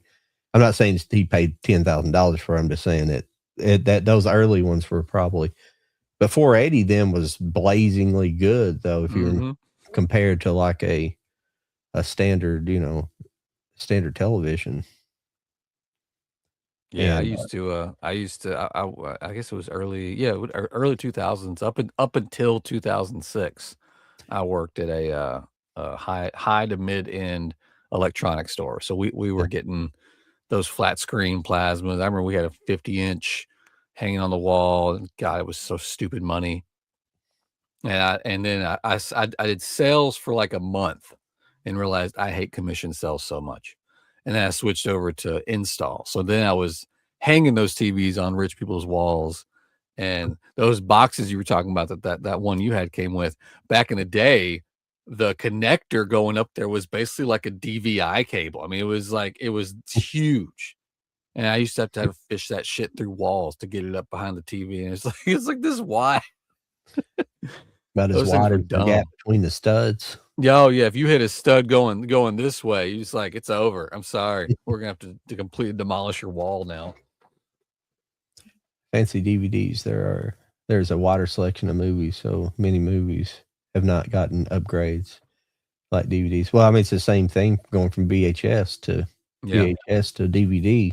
There's far more. I don't know these days. They've probably shortened the gap over the last probably 10 years, but that used to be like that. But I think a lot of that stuff is really, there's a lot of stuff that came out in the 80s and stuff were just these crappy, like, and there's nothing wrong with it, but they were just like these really crappy, like almost homemade shot on VHS camera movies, you know, some of that, you know, stuff like that. It did get some kind of release, but and there's nothing wrong with independent movies. I'm just saying that they were independent movies, but they were crap, you know. Let's see. I want a 300 disc carousel. Oh, yeah. Oh yeah, those were awesome. They used to make the DVD ones, didn't they? They made some for DVDs, didn't they? Yeah, they had those for DVDs. Wish they didn't stop making that stuff. It's just there's a lot of things they don't make anymore like that. I think it's a lot because physical media just I think somewhat, I mean, obviously digital's easier altogether, but I think they made all that stuff easier just so they could make more profit. They get rid of all this mechanized stuff, you know, everything, all like infrastructure type of, where you didn't have to sell so many like these large component pieces. It was cheaper for these companies. They make more money. They charge the same damn amount of money for some of the product, but they cost like 100 times less to manufacture or something, you know, like an iPod or something like that. Right. Now it's just on your phone, you know. Oh, let me grab something here. This is one that it's not rare, but I don't see a lot of people having it. About lost my breath picking it up, but this is the X-Files DVD set. Oh, the DVD set. Oh shit, I remember that thing. Damn. That's cool. Yeah, back in the DVD, I had the individual, just like where they were freaking huge. How big are they in that thing? Oh, the inner, the actual like per season. I know when you bought them by the season, they were fat collections that like kept unfolding. You open them up and they just unfold. That's the first season. They're not put them very, in books.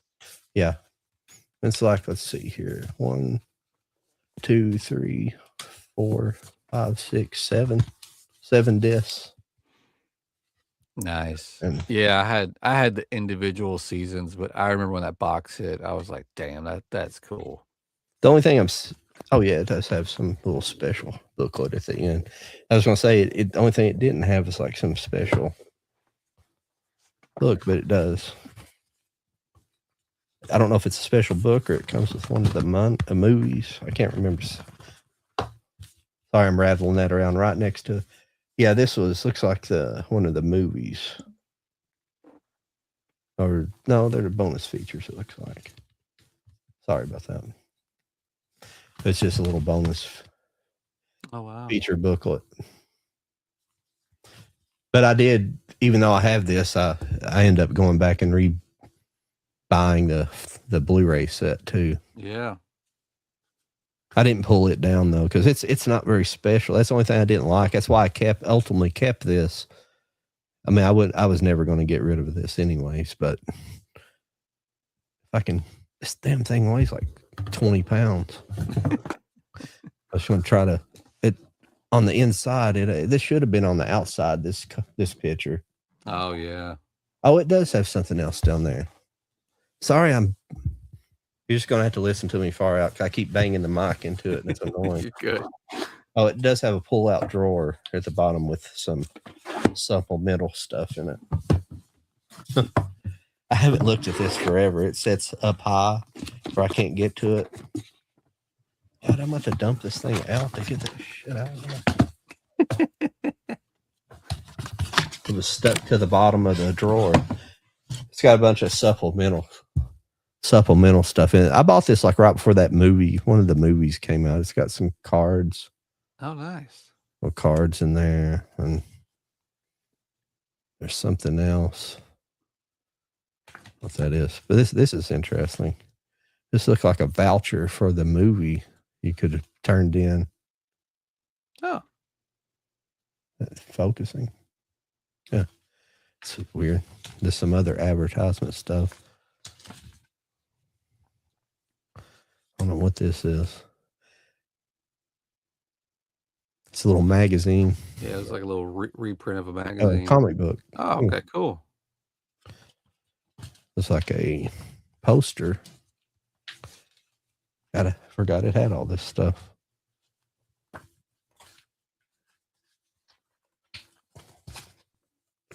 Be cool if it's this poster he has hanging up on his wall. I was just thinking that, but then I saw like the red, and I was like, "Oh, it's definitely not."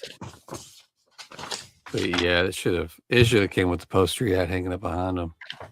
It's just the X-Files. I'm not going to completely unfold this. I was gonna say it looks huge.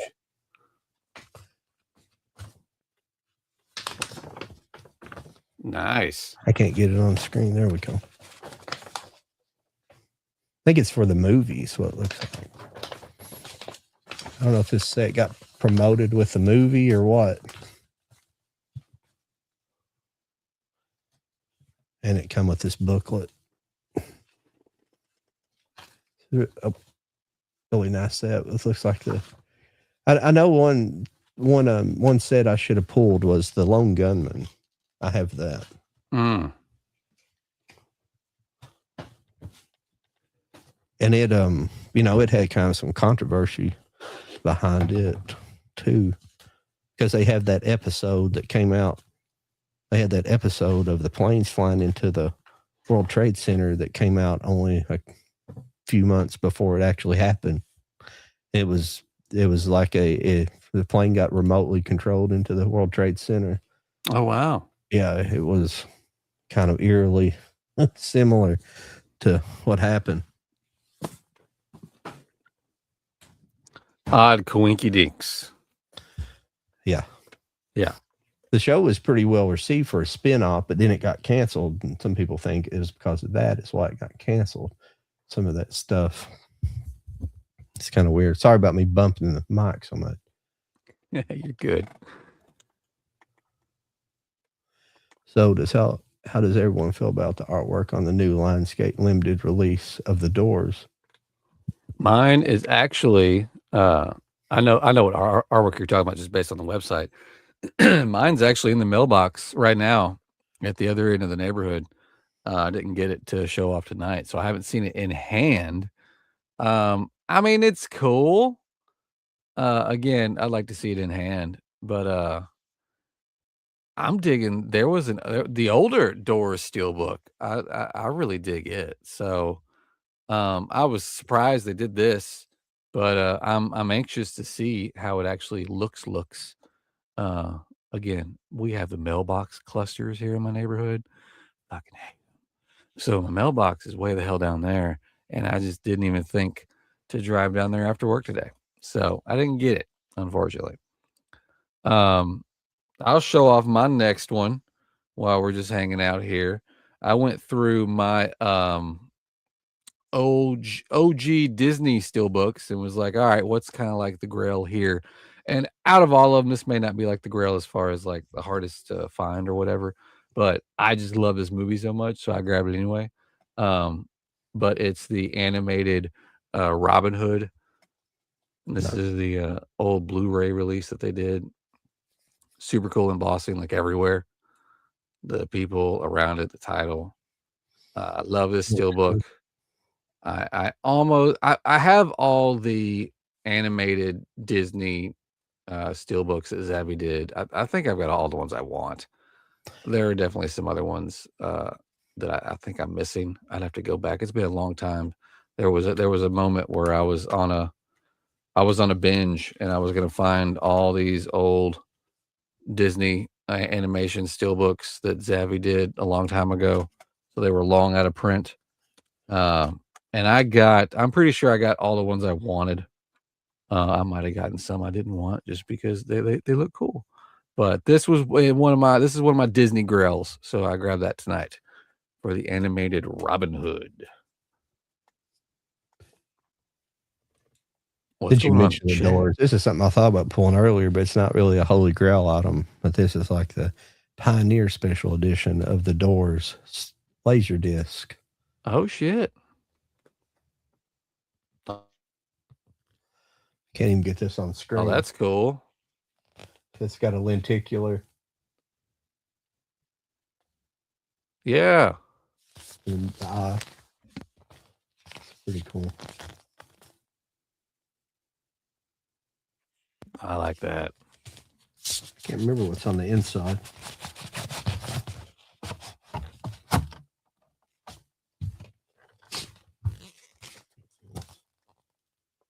Oh wow.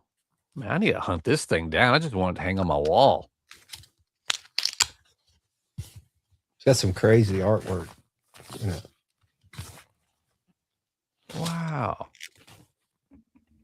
Yeah. I'm eBaying this while you're showing it off. I just want you to know that right now.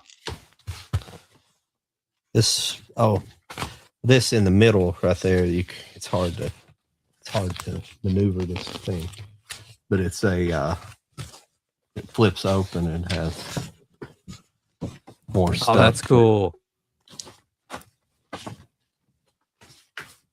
Sorry, it's hard to deal with. So it's got different stuff in it like that. Some of this stuff were still, laser discs was awesome. They just had a lot more space to work with. I was going to try to see if there's anything special about the laser disc and stuff. I don't think so. Every now and then they would have a laser disc that were colored or something, kind of like they do with vinyl, but it's very rare. They had some that were like red. You can't do a lot with them because they mess with the laser. Yeah, these are just regulars. Just regular laser disc.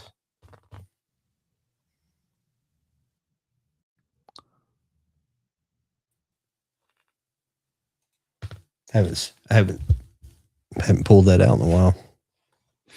I'm looking, and that's. It's not. There's about 3 or 4 different Laserdisc options that they did for that movie, but that's the Pioneer Special Edition. Yeah.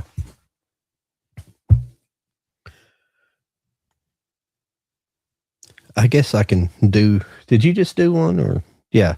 I guess I can count that as one if we want to. That's cool. I can knock this out right real quick. This is a cool movie. If you've never seen this movie, I highly recommend it. We'll get to your comments here in a second. Yeah, let me knock this one out real fast. What time we got here? It's real weird. The first hour always drags by on here, and then the second hour just flies by. I know, right? Yeah. But this was a Tim Burton produced animation movie that, if you haven't seen this, I highly recommend it. Elijah Wood is one of the voices. There's quite a few well-known voices in here, but it's for the movie 9. 999. This movie is crazy. I mean, it's like Yeah. it's really, really good. I love this movie. This was I think this was a German steelbook, but because we didn't get one here. Yeah, that's definitely German. Really boring inside. But this one, I don't know if it's like super hard to find. Again, this happened. I found this back in the day when I was buying in bulk, and this guy had this, and I was like, "Holy shit! I didn't even know that had a steelbook." But again, if you've never seen the movie 9, highly, highly recommend it. Very, very good movie. Cool animation. It was produced by Tim Burton, but it could have been directed by him. It's definitely got a lot of Tim Burton vibe to it. Yeah, it's really good. I remember with the CLZ app that, I don't know how many people here use that to catalog their stuff, but I remember the CLZ app for a long time. If you tried to search up 9, it never would come up because I used to not have my cases and they couldn't scan it. I just had to look up stuff. For a long time, I kept them in those big binders before I built this and started displaying them before I had the channel. And you would put like 9, it wouldn't find it. So I never did get it put in there until I finally put all my stuff back on the shelves and could scan the barcode.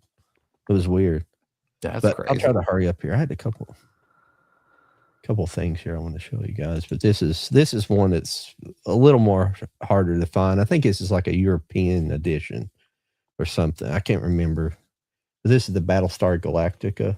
I mean, it's everything. It's got the movies. It has all the seasons, the movies. Now this is the new Battlestar Galactica, not the old. It has the movies. I always forget the name of that series they released at the very. It was a spin-off series. Yeah, these were Galactica or Caprica, excuse me. But it has like all the series in it. Oh wow, that's cool. Plus Caprica, and it has the movies.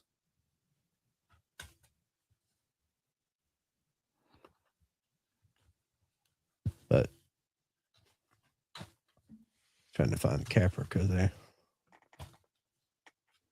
There it is. That spin-off series. And I think at the very end are the movies. All Blu-ray there, yeah. Or at least one of them there. I think there was multiple movies, I think. But yeah. That's cool. Called Ultimate Collections. That might be sort of an holy grail, but I'm pretty sure it can be found. But it was just this rare thing that came up on Amazon, and I was like, when I seen it, I was like, I don't really have the money for this, but I got to get it, kind of thing.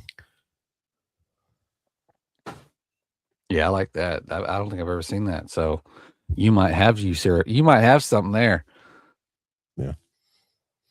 I just liked it because it had everything. You rarely see that where it'll have like all the whole series plus the movies, and it had that spin-off series. That was what was kind of rare about it with the spin-off series. Yeah. Trying to get up here where we get to trying to see where we left off at on the chat. We already done this one. I still have the. Oh yeah, with that. He's still got the Nightmare DVD box. I mean, yeah, man, I can't. I mean, I've even got the new 4K Steelbooks box, but I can't let go of that DVD set. It's just too good. Oh yeah, okay. This is about where it was. Yeah, here we go. Favorite scene from the movie.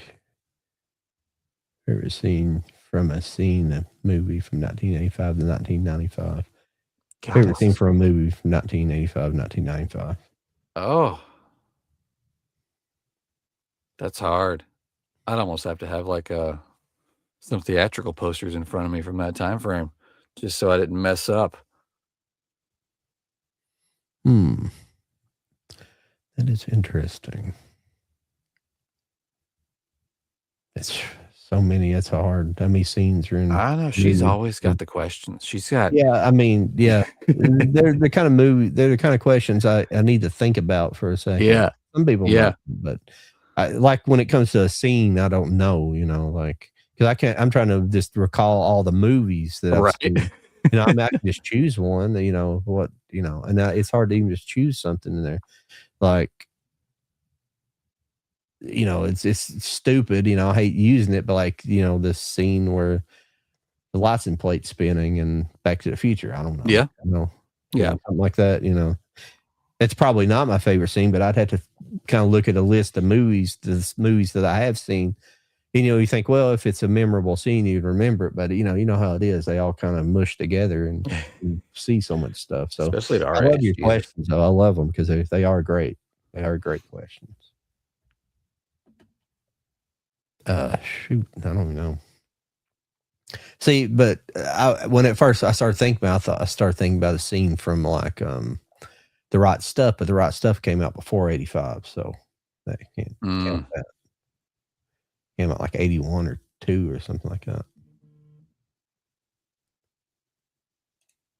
All right, try kids.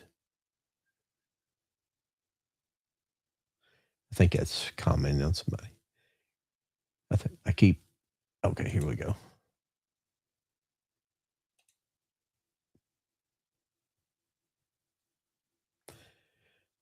What will happen in what order?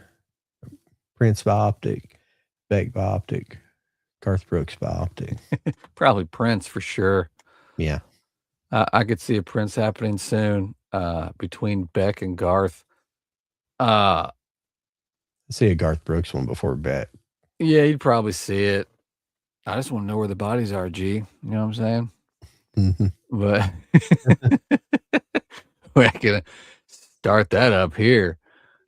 We need a Optic on his alter ego. Yeah, Chris Gaines. Yeah. I definitely want that. I mean, I think we got it back when that album came out. I think like that was part of the deal. Like, watch this VH1 behind the music of this made up artist that may or may not be a serial killer. We don't know. Well, what else we got? Ideas for Doors art.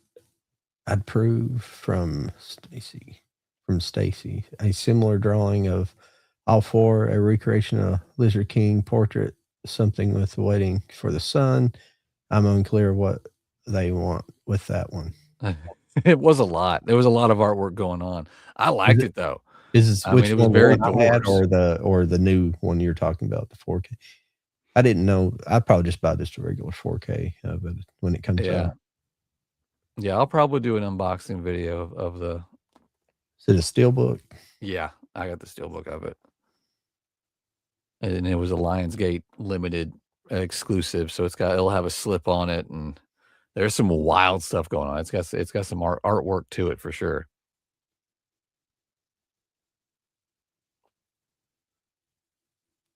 No, I think it met an Incredible Journey, where the Incredible Journey DVD goes to find its own.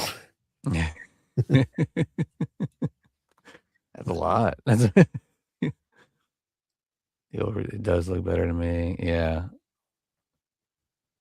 I might do that. There was like a little series I was doing on TikTok where it was like Blu-ray versus 4K, where I was starting to show off like who did it better on the steelbook end of it. What did the old Blu-ray beat the new 4K version?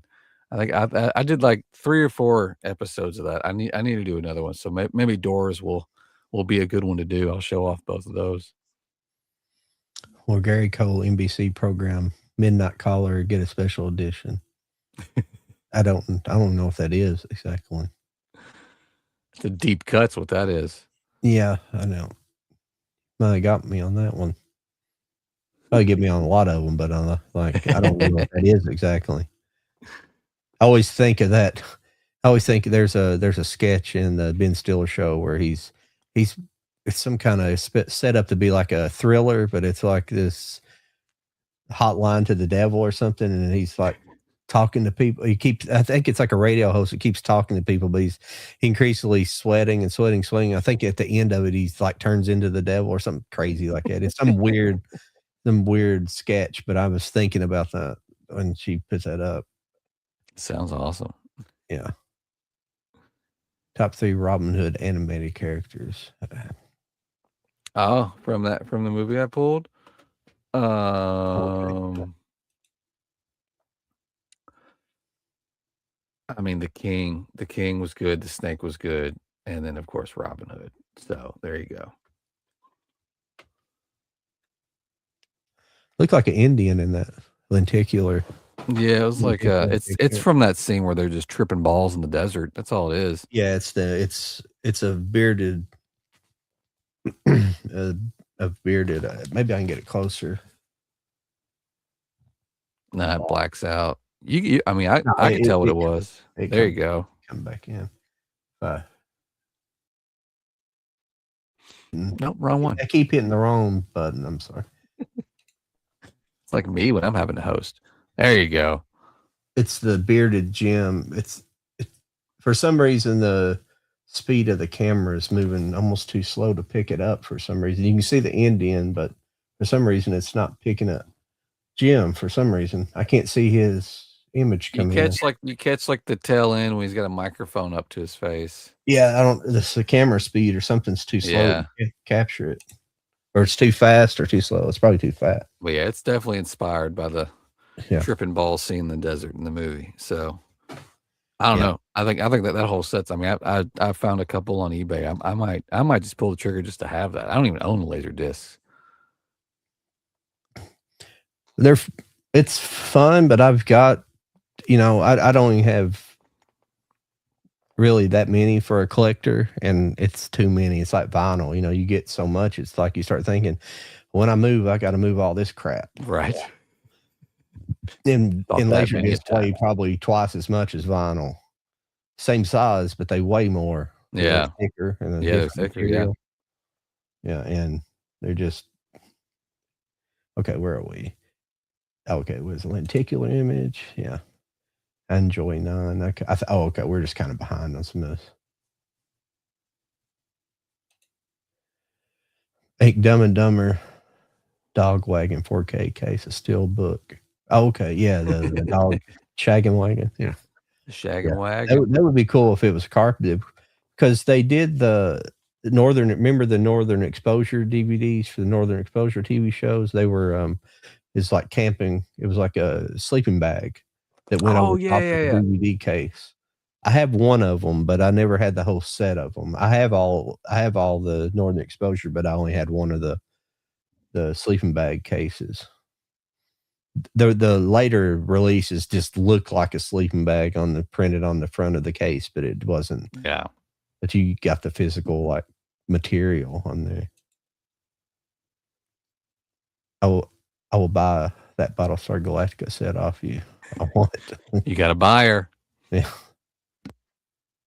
I've never even looked that up. I'd be just something that's one thing I just can't sell. No. I like it too much. Yeah. Surely you can find. You get just have to look for it, but I don't. That might be one of those things. I don't know. Things where it's just going for like $3,000 or something crazy. I know, right? How did you score that BSG Ultimate set? It was on Amazon. I'm trying to think how long ago it was. That's probably been 15 years ago. I might be exaggerating my time. I can't remember. But it's probably been 10 to 15 years ago. And I was just on there. I was on there looking for it. I think I was just looking up maybe if they made a complete set of it. Because I had it a different way. I don't know if I had the DVDs of it or something. I was looking to see if they had a Blu-ray set, and it came up, and I was like, what the heck is this? And it was high, though. It was like $250. Wow. Way back then. It was expensive then. It was way up there, and I was like, I was working a job, but I really couldn't afford it at that time. Afford something like that, and I was like, I pulled the trigger on it anyways. It was one of those stupid impulse buys. Yeah, you can't fight them. I might be wrong. It might have been $150. It was $150, $200 or $250 or so. It was stupid high for the time when I was buying it. What do you want more? Combine Legacy Quell for G.I. Jane and hopefully I don't know what and Dangerous Minds or combined. I don't know what that word is for downtown and mixed nuts. It's Legacy Quell. That's what it's. But like a I don't know. prequel. Is that what we're talking about? Yeah, I guess that's what she's talking about. I like it. I want to get that. Those girls I watched, those Vietnamese girls watched. They've been watching the Transformers, and they watched the very. They watched that, the Rise of the Beast. They watched that one. They watched Rise of the Beast, and I watched it again. I don't hate that movie. It's not that bad, actually. I think it's better than some of the latter ones with Mark Wahlberg. Which, after watching, I've watched them a million times, all of them. But watching this last time, watching the Mark Wahlberg, the worst thing about those two movies he's in. Are you froze? Am I froze? Shit. I'll keep on talking. But the Mark Wahlberg ones, after watching those, that the continuity's, well, the continuity so much with it, but it's really choppy on the editing. I don't know if anybody can remember that on the movies. They're just, the editing's really bad. Like the Shia LaBeouf movies, or it seemed like the early movies, are just the editing's better on them. They don't kind of break up in the continuity from what's going on. It seemed like the continuities jump, like you just kind of get that where you just jump from you just kind of jump from one scene to another, and the jump don't really make sense, or the location jump or something, or the time between the location jump. It's kind of aggravating. Let me go through some of your stuff. I don't know if Jody froze up or I'm froze up, so I'll keep on talking. If somebody can tell me on the bottom, I don't know. Jody must have froze up. I don't know. Do you like Tim Robbins' comedy? Okay, let's see. Do you like the Tim Robbins comedy Nothing to Lose? It's a touch-tone. Will that be for Kino? Oh, it's been a while since I've seen that. Yeah, that was Jody who dropped out. Sorry, everybody. I don't know. It's been a while since I've seen that one. Okay. Yeah, I'm not sure. Beck Bioptic. LOL. Yeah, I thought the Beck Bioptic. I don't know. That's interesting. I like Beck, but I don't know if I can't remember his backstory. It seemed like he was like homeless or something like that, wasn't he? Like before he got picked, or he got kind of discovered off the streets, kind of deal. I could be completely wrong about that.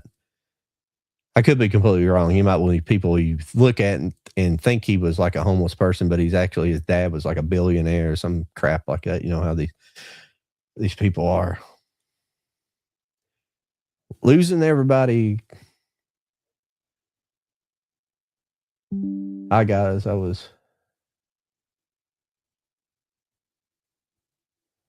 his computer crashed now. We're about done anyways. I think we're already over 2 hours. Let me get through your guys' comments real quick, and then I'll get out of here.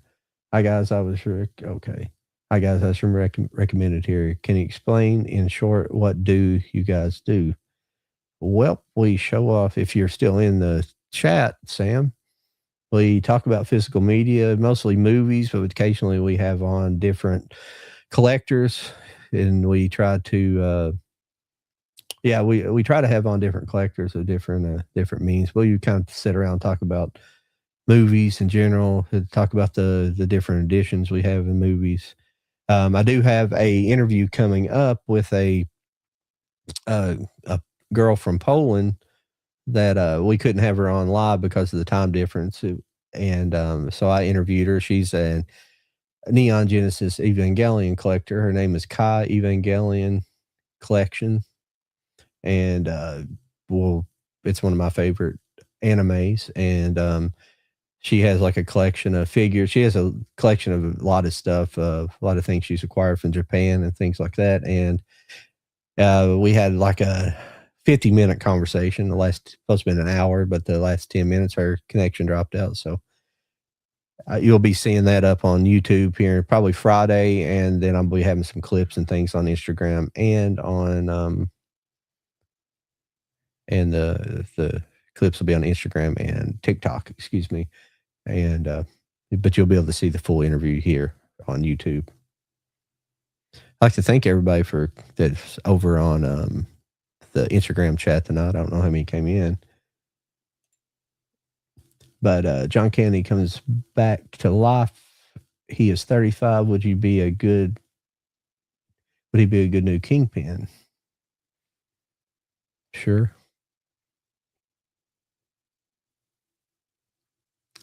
I guess so. I'm not sure. Yeah, I guess. I don't know. The thing about John Candy is, I think about it, he's kind of a happy-go-lucky demeanor. I'm not saying he's a good actor, but I never did really see him act in anything where he was like he really had kind of an evil turn to his character, like an evil kind of demeanor, I guess. So I don't know if he could play that serious of a role.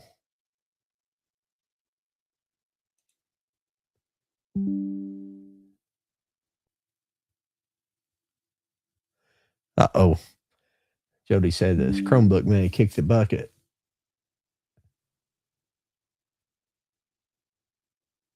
Huh.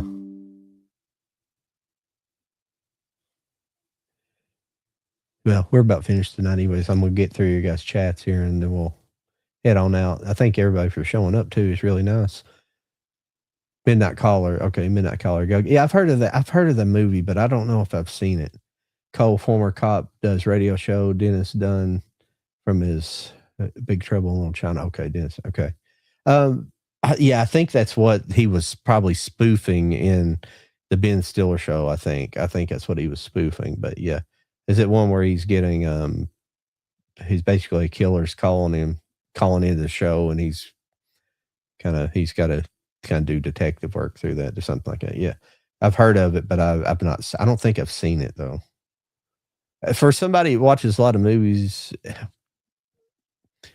I don't know. I've watched a lot, but there's so many movies I haven't watched. So that's kind of. I'm not one of these people that watches 5 movies a day type person. I just kind of take my time and watch what I want to watch, and I watch a lot of other things too. So, but there's nothing wrong with that. I just don't have it in it myself to do that. I admire people who can do that, and it's pretty impressive. Even though I love it. Back in the day, I used to go to a couple movies a weekend, in the theater, and then when I got into collecting, I've collected for a long time, but it's not, it's just 5,000 for one. In the older days, in the early days of DVDs, especially, finding them was harder. You only had a few places. You had Walmart, stuff like that, and I was out of high school and just out of kind of college. I went to a trade school actually, but it just didn't have the money to buy bulk stuff, and there really wasn't bulk stuff to buy either. It was, you got a few new releases a week, and that's about it. And you either bought it or you didn't, and you didn't want it. So I'd like to go back in time and have the hindsight to buy a lot of different things that we know now that's probably worth money, or just things that are hard to find. Yeah. Okay, Jody Fro, thank you. Oh, okay. We're down here at the bottom. I love Transformers, all of them. Yeah, I do too, but like the Shia LaBeouf movies are like that. I heard somebody they were talking about Shia LaBeouf. It's kind of funny we bring him up because he was like, he fell off the wagons, but I didn't even know he was sober in the first place. I don't keep up with his career or nothing, but I guess he got drunk at Mardi Gras and got in a fight and got the crap kicked out of him and put in jail. And then somebody said he was back on the street tonight doing the same thing, or drinking again. But but somebody, the guy I heard talking about it earlier, he called him Shia LaBeouf like that too. I do that I always do it just to spoof his name, but I always kind of liked him in some of the things he's in. He was in the Battle for Shaker Heights. I think that's the name of it, the Battle for Shaker Heights. And and that was a good movie. And that movie, it came out a couple of years ago. Where he had the mentally challenged kid with him. I'm sorry, I'm blanking on that name, but you guys know what I'm talking about. That was a good movie, and he's a good actor.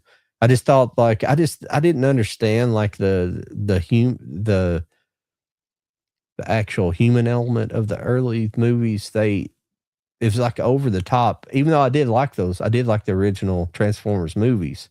I did like them, but I just thought the human element was over the top. The special effects and everything was great with the Transformers and things like that. But I thought like the human element got kind of bad with even though at first seeing them, I kind of I think it's because we got so used to Shia LaBeouf in the movies that we went to when we went to Mark Wahlberg. I think it was a change, but going back and watching those, I think it has a lot to do just to how the movie, like I was talking about earlier, how it was edited and things. It's got kind of a choppy edit, even though I do like some of those storylines they had.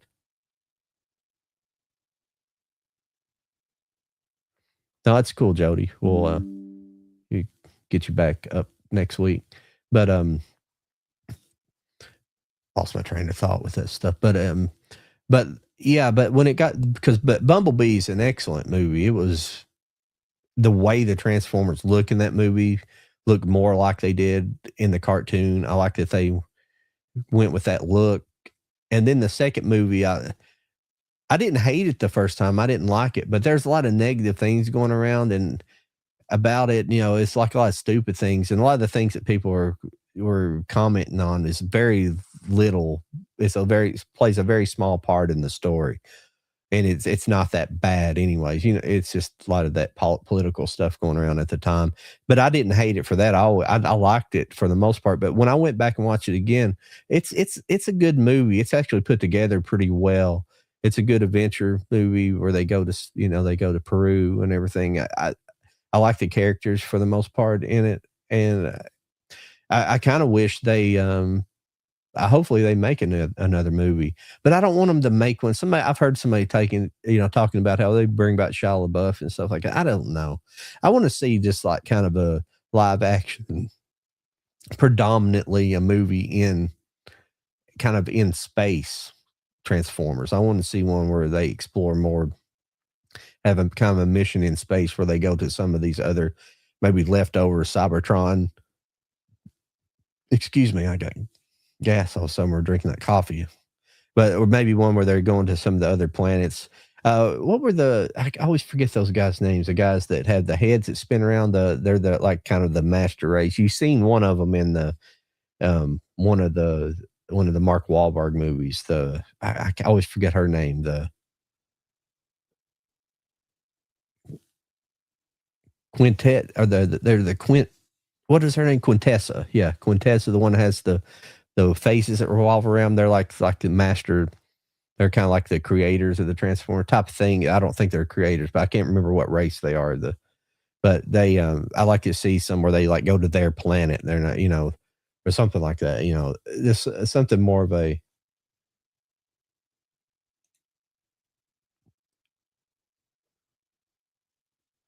Why do you think the studios no longer include all languages subtitles as promised when Blu-ray was released? More languages available. I mean, lots of studios 4K don't have the ones already running the Blu-ray. I don't know. That's I've never thought about it too much. I mean, I know some of the subtitle stuff, people have been, in the anime, people have been complaining about it, but it's mainly on they've been using AI to do it, like on Crunchyroll, and people's been complaining. I don't watch so much anime that I notice it. Some people make a big deal out of stuff, and because I do like watching in the original soundtrack versus the dub soundtrack. I like the Japanese with subtitle myself, but I don't know why they're doing it unless it has, with the 4K, it has something to do with the audio that's on there. It's maybe something, but it don't make sense that it wouldn't be compatible. I couldn't tell you, to be perfectly honest with you. I don't know. Something to be interesting to look into. Well, everybody, I'm thinking that I was about done. I see a few of you still in here. I was just going to show these. These are a couple things that are hard to find. I'm sorry, I didn't show them earlier. But this is that MSTK versus Gamera 10 set.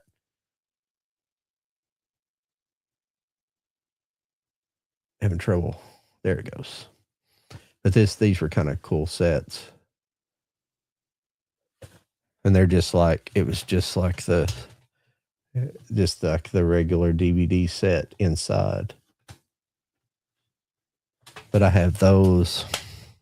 I have that one. I think there was more than two. I think there might have been 3 or 4, but I'm not positive.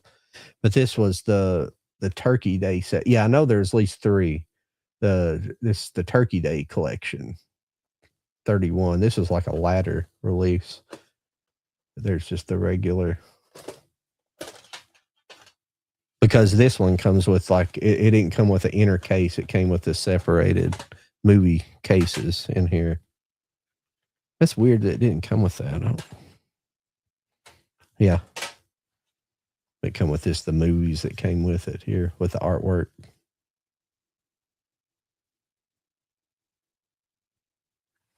Very cool. But I think they made one for I think there was like a 20, what year was this?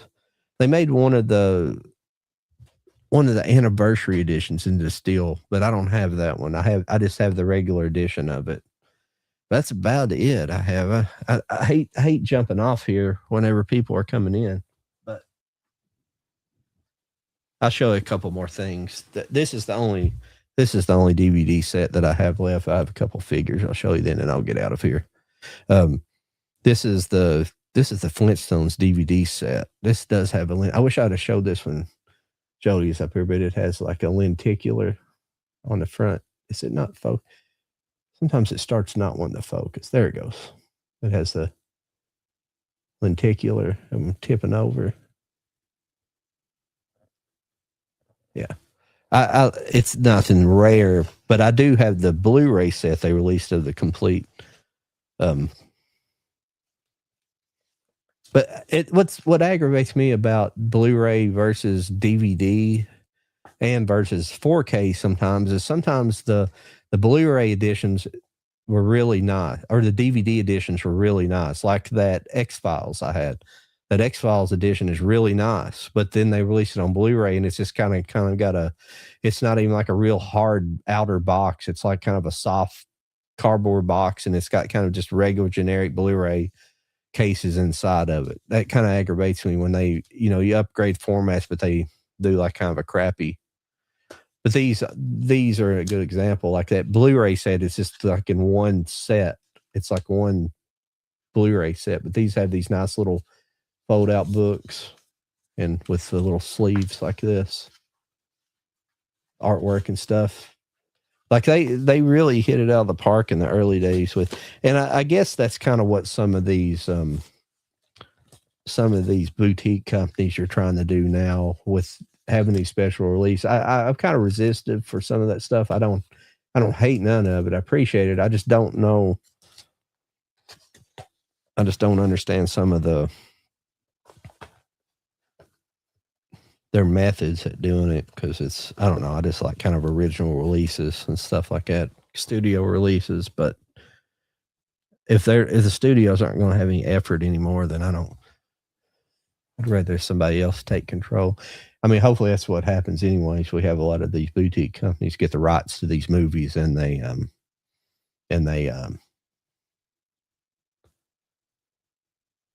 start, publishing a lot of things, like get the rights to Disney and stuff like that. I'm not a fan of Disney, but if they got the rights to it, I picked up a couple. I collect figures too, so I get to see my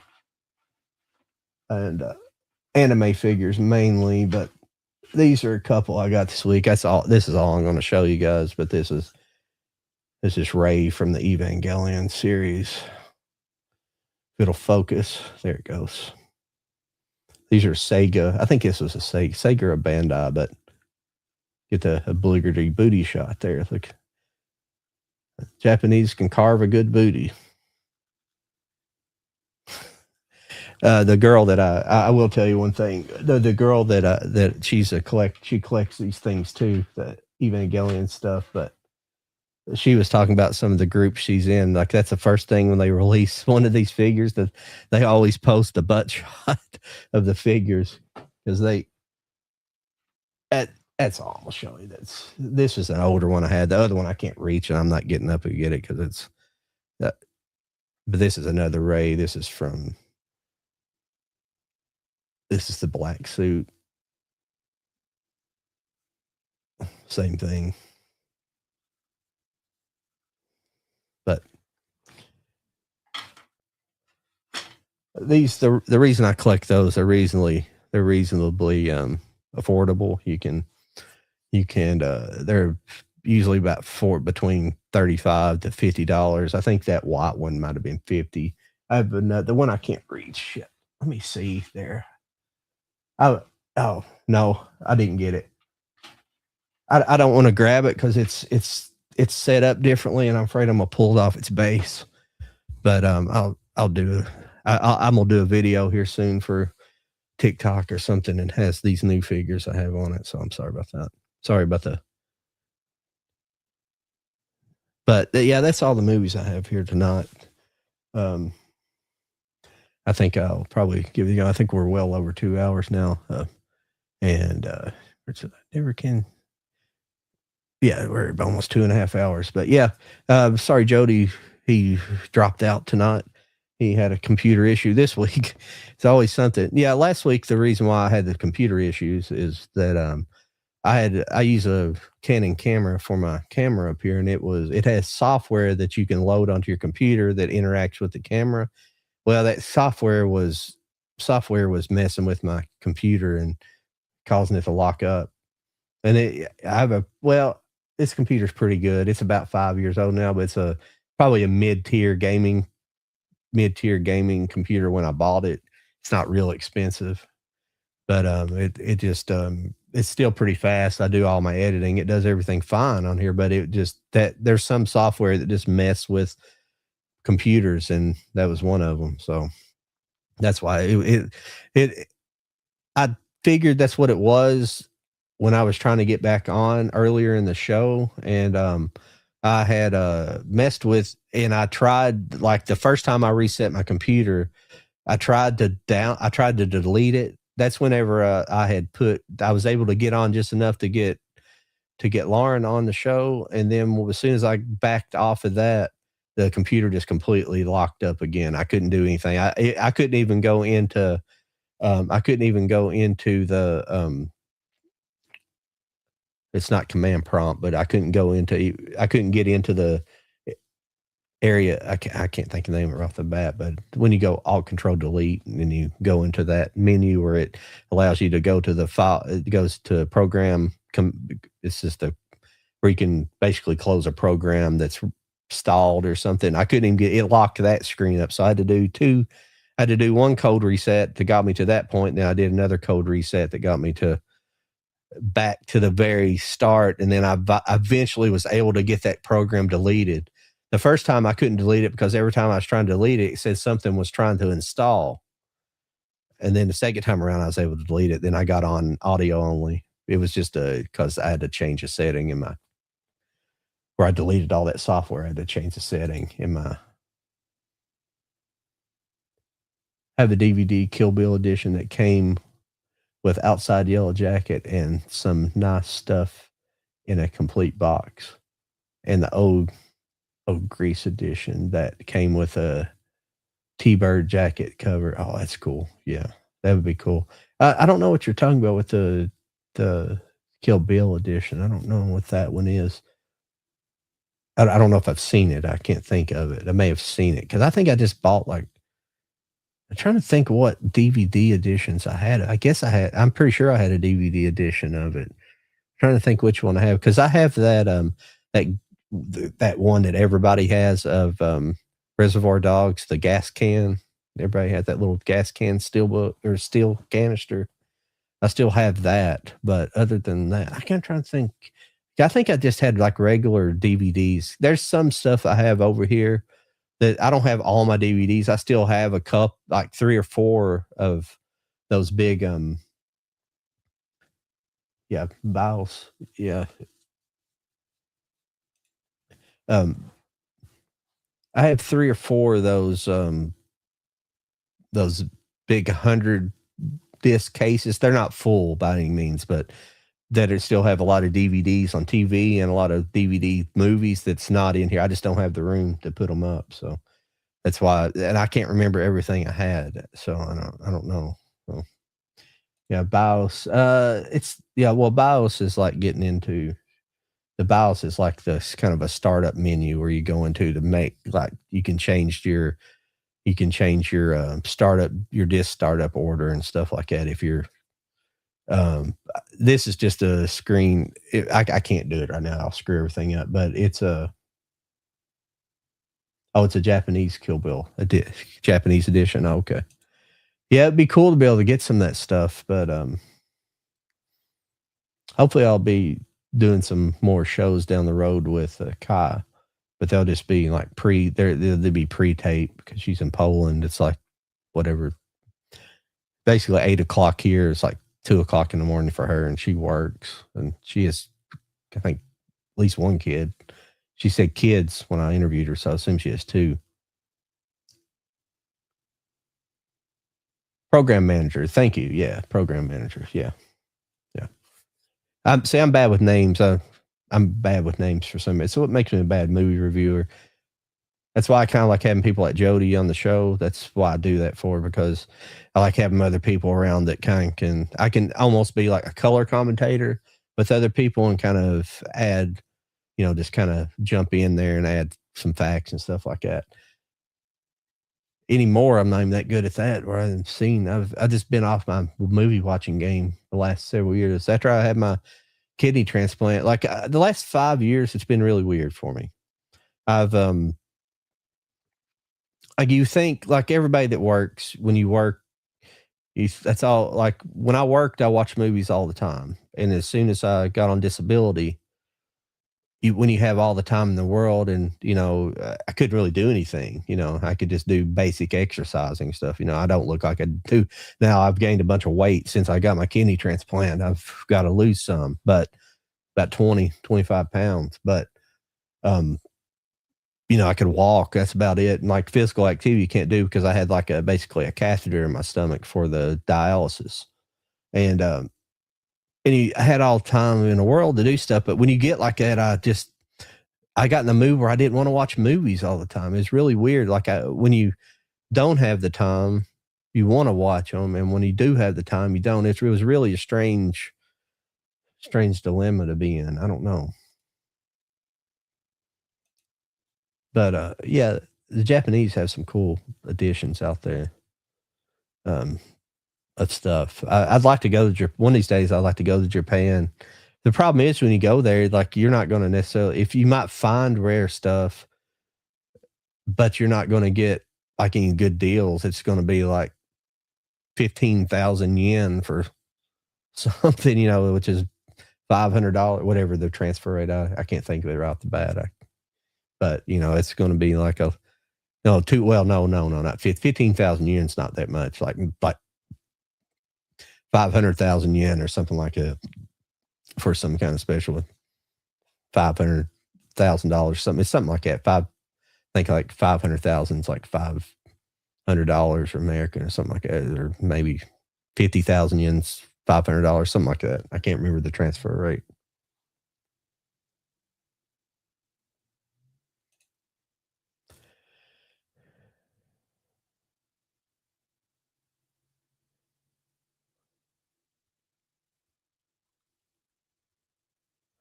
That's all right. Yeah, I'm going way too long. I just got talking for some reason. But yeah. Sometimes if your computer won't connect, there's a trick you can do. You can go into your program, and you can go into settings and go to your network connections. Then after you go into network connections, you go into network adapter settings, and a network adapter settings, you can actually right click on your Wi-Fi connection and disable it, and then you can re-enable. Then you can re-enable it, and it'll sometimes start working again. That way. Yes, this was a fun topic. We're trying to come up with fun topics every week. It's hard to, though.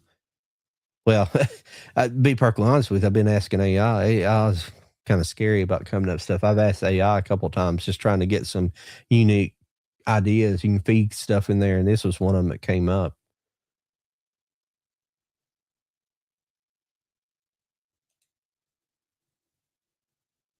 Yeah, we'll definitely need to do a part 2. I think I could probably get some stuff out there, especially when we get Mike and Lauren back. They probably might want to do that as well. It's a Chromebook POS. Yeah, I don't know. You'll have to, if you have any questions during the week, just ask me. I don't know everything. I'm more of a electronic kind of guy. Building a computer, I don't know a lot about the software end of things, at least programming software. The other great one I have from Japan is Back to the Future DVD. It came with a cardboard DeLorean to build and the DeLorean car license plate from 1985. Oh, that's cool. Yeah, that's really cool. It's kind of weird. The United States, that's what I was thinking. I was going to talk to Kai about that. I was going to ask her I was going to tell her how I don't think she's a big movie collector. But it's how like Europe and some other places, how they get these really cool releases. And it's really, kind of a bummer that we don't get such good releases. Yeah. Yeah. Sometimes like that. I have a laptop sitting here I use for more personal stuff that I don't like to clog this computer up with other business related things, and I just try to keep all of it clear, and I don't want to get viruses and stuff on it. So I know how it is. I have one here. It needs really to be upgraded, but it's still clunking away. So laptops have got expensive to get a half decent one. But what was I talking about, everybody? Oh, I was talking about the Japanese editions of stuff. What am I? Let me lay my mic out here so it captures my voice a little bit. Yeah, there we go. I turned it in earlier, and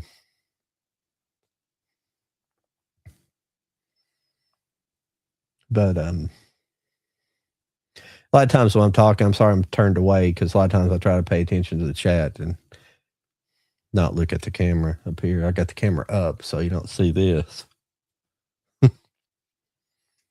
Like no matter, I could lose 25 pounds and I'll still be thick necked. It's just a family thing. My grandfather was like that. My dad's like that.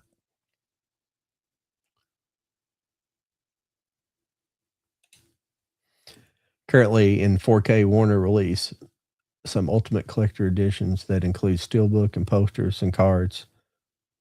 I have bought the latest from UK instead of US versions. Yeah, the worst thing about it, I don't care. The 4K, I don't care because 4K is like, as far as I know, is not locked it's not region locked at all. I don't know if there's any. I've not run into any yet that's region locked. The Blu-rays were, and I do have a region free player, but I don't know if it's not working right now. I don't know if it went bad or it's just something I've got to fix. I don't know.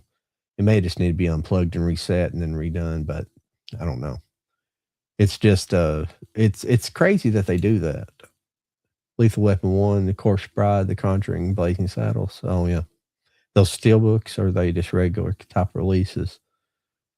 I'm slowly getting back into collecting. I kind of slowed down there. I'll be perfectly honest with you. I don't need to buy tons of stuff because I've got like very little space. It's getting to the point where it'll be putting stuff in boxes and because I don't have, because my other room's where all my television is. This is just movies in here, and it's kind of all around me. It's not tall like this shelf all around me, but I've got other type of shelves around me, and it's basically just Blu-rays in here, just Blu-rays and 4Ks and steelbooks and special sets, things like that.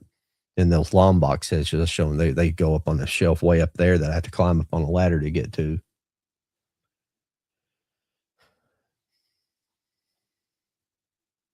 Yeah, these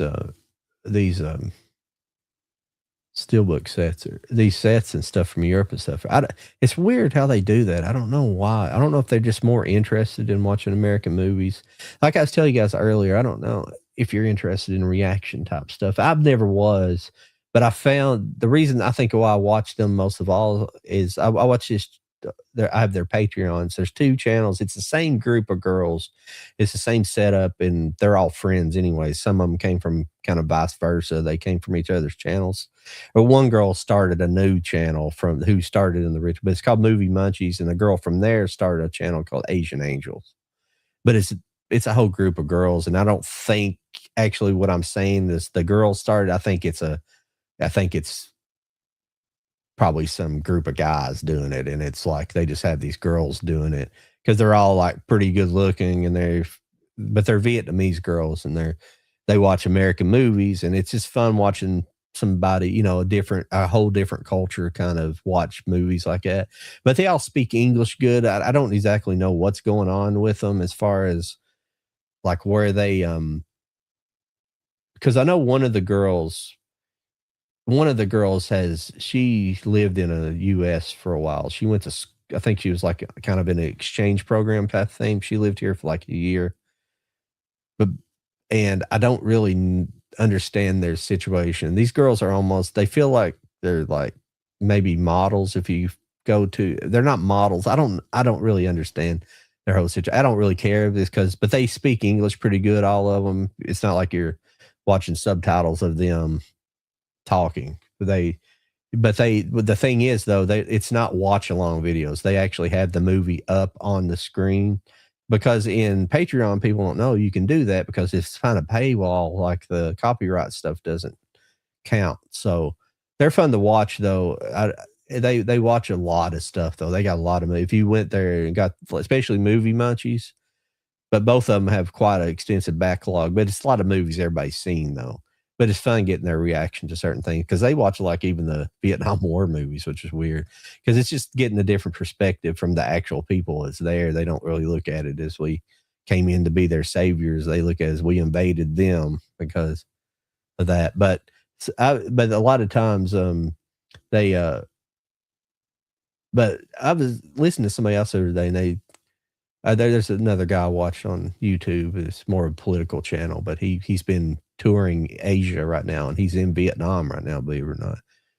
Coincidental, but he was talking about how the people there, they kind of look more on the French, they look more down on the French because the French occupied Vietnam for 95 years. So they kind of look more on the French as more worse. We came in, what we did wasn't good, but we just came in and bombed them for 10 years and left, left them alone.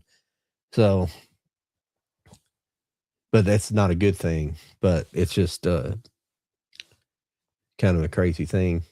A war we should have never been in, but I'll get out of that. Let's see here. Did I miss some people jumped in here? Sorry about that, everybody. I got talking.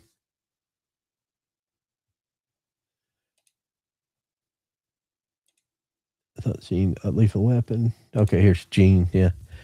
I left for a bit, and now it seems Jody is the one with the connectivity issues. Yeah, I think he lost his computer completely. He said he's been running on an old computer.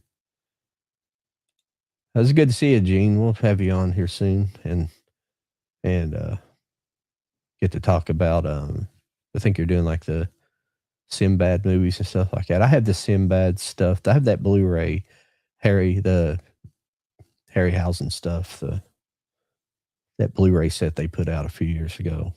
I have that set it has several of the Sinbad movies that he did, the 7 Voyages of Sinbad and stuff like that. It's really a good set. But it has several of them. I can't remember all of them now. So yeah, it's a pretty good set. But yeah, I think I'll jump off here too, guys, everybody. So I'm just kind of meandering on. This is what I used to do when I was play games. I'd get done playing the game, and then I'd sit here and talk to people. More people would come in the chat when I would do that than they would when we were on. But thanks for everybody for showing up. I appreciate it. We're just trying to get it grow. We're trying to grow the channel back. And I appreciate everybody stopping by here. You got some good fans, everything. I appreciate it. You guys are far more knowledgeable than myself on some of this subject matter, and it just makes a good collaboration between you guys and everything. So I appreciate it. And like we always say, if anybody wants to come on the channel, just contact me or Jody on our Instagram channels. If you don't go through Instagram or something, we can probably give you. I can definitely give you a I can definitely give you an email. Like on here, this one here, it doesn't matter right now. But if you want to contact us, just let us know like that.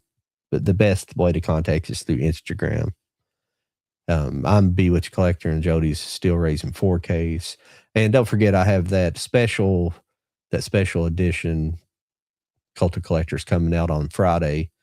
That's going to be with Kai Evangelion Collection, and we'll be talking Evangelion, and she's going to show off some of her figures. It's like a 50-minute. It was scheduled to be an hour, but she almost completely lost connection at about the 50-minute mark. Thank goodness we got to the 50-minute mark and pretty much had an entire hour. But she's really fun, really knowledgeable of the Evangelion. It's got a lot of those manuals and things that tell you details about everything, stuff I don't have like that. But hopefully we'll be doing some other series, probably talking a lot of Evangelion with her, to be perfectly honest with you. But look forward to that. It'll be out Friday and on YouTube, and look for the clips probably on Friday on Instagram and TikTok. So I'll talk to you guys later. You guys have a good evening. I've had a good time, and I'll talk to you guys next week.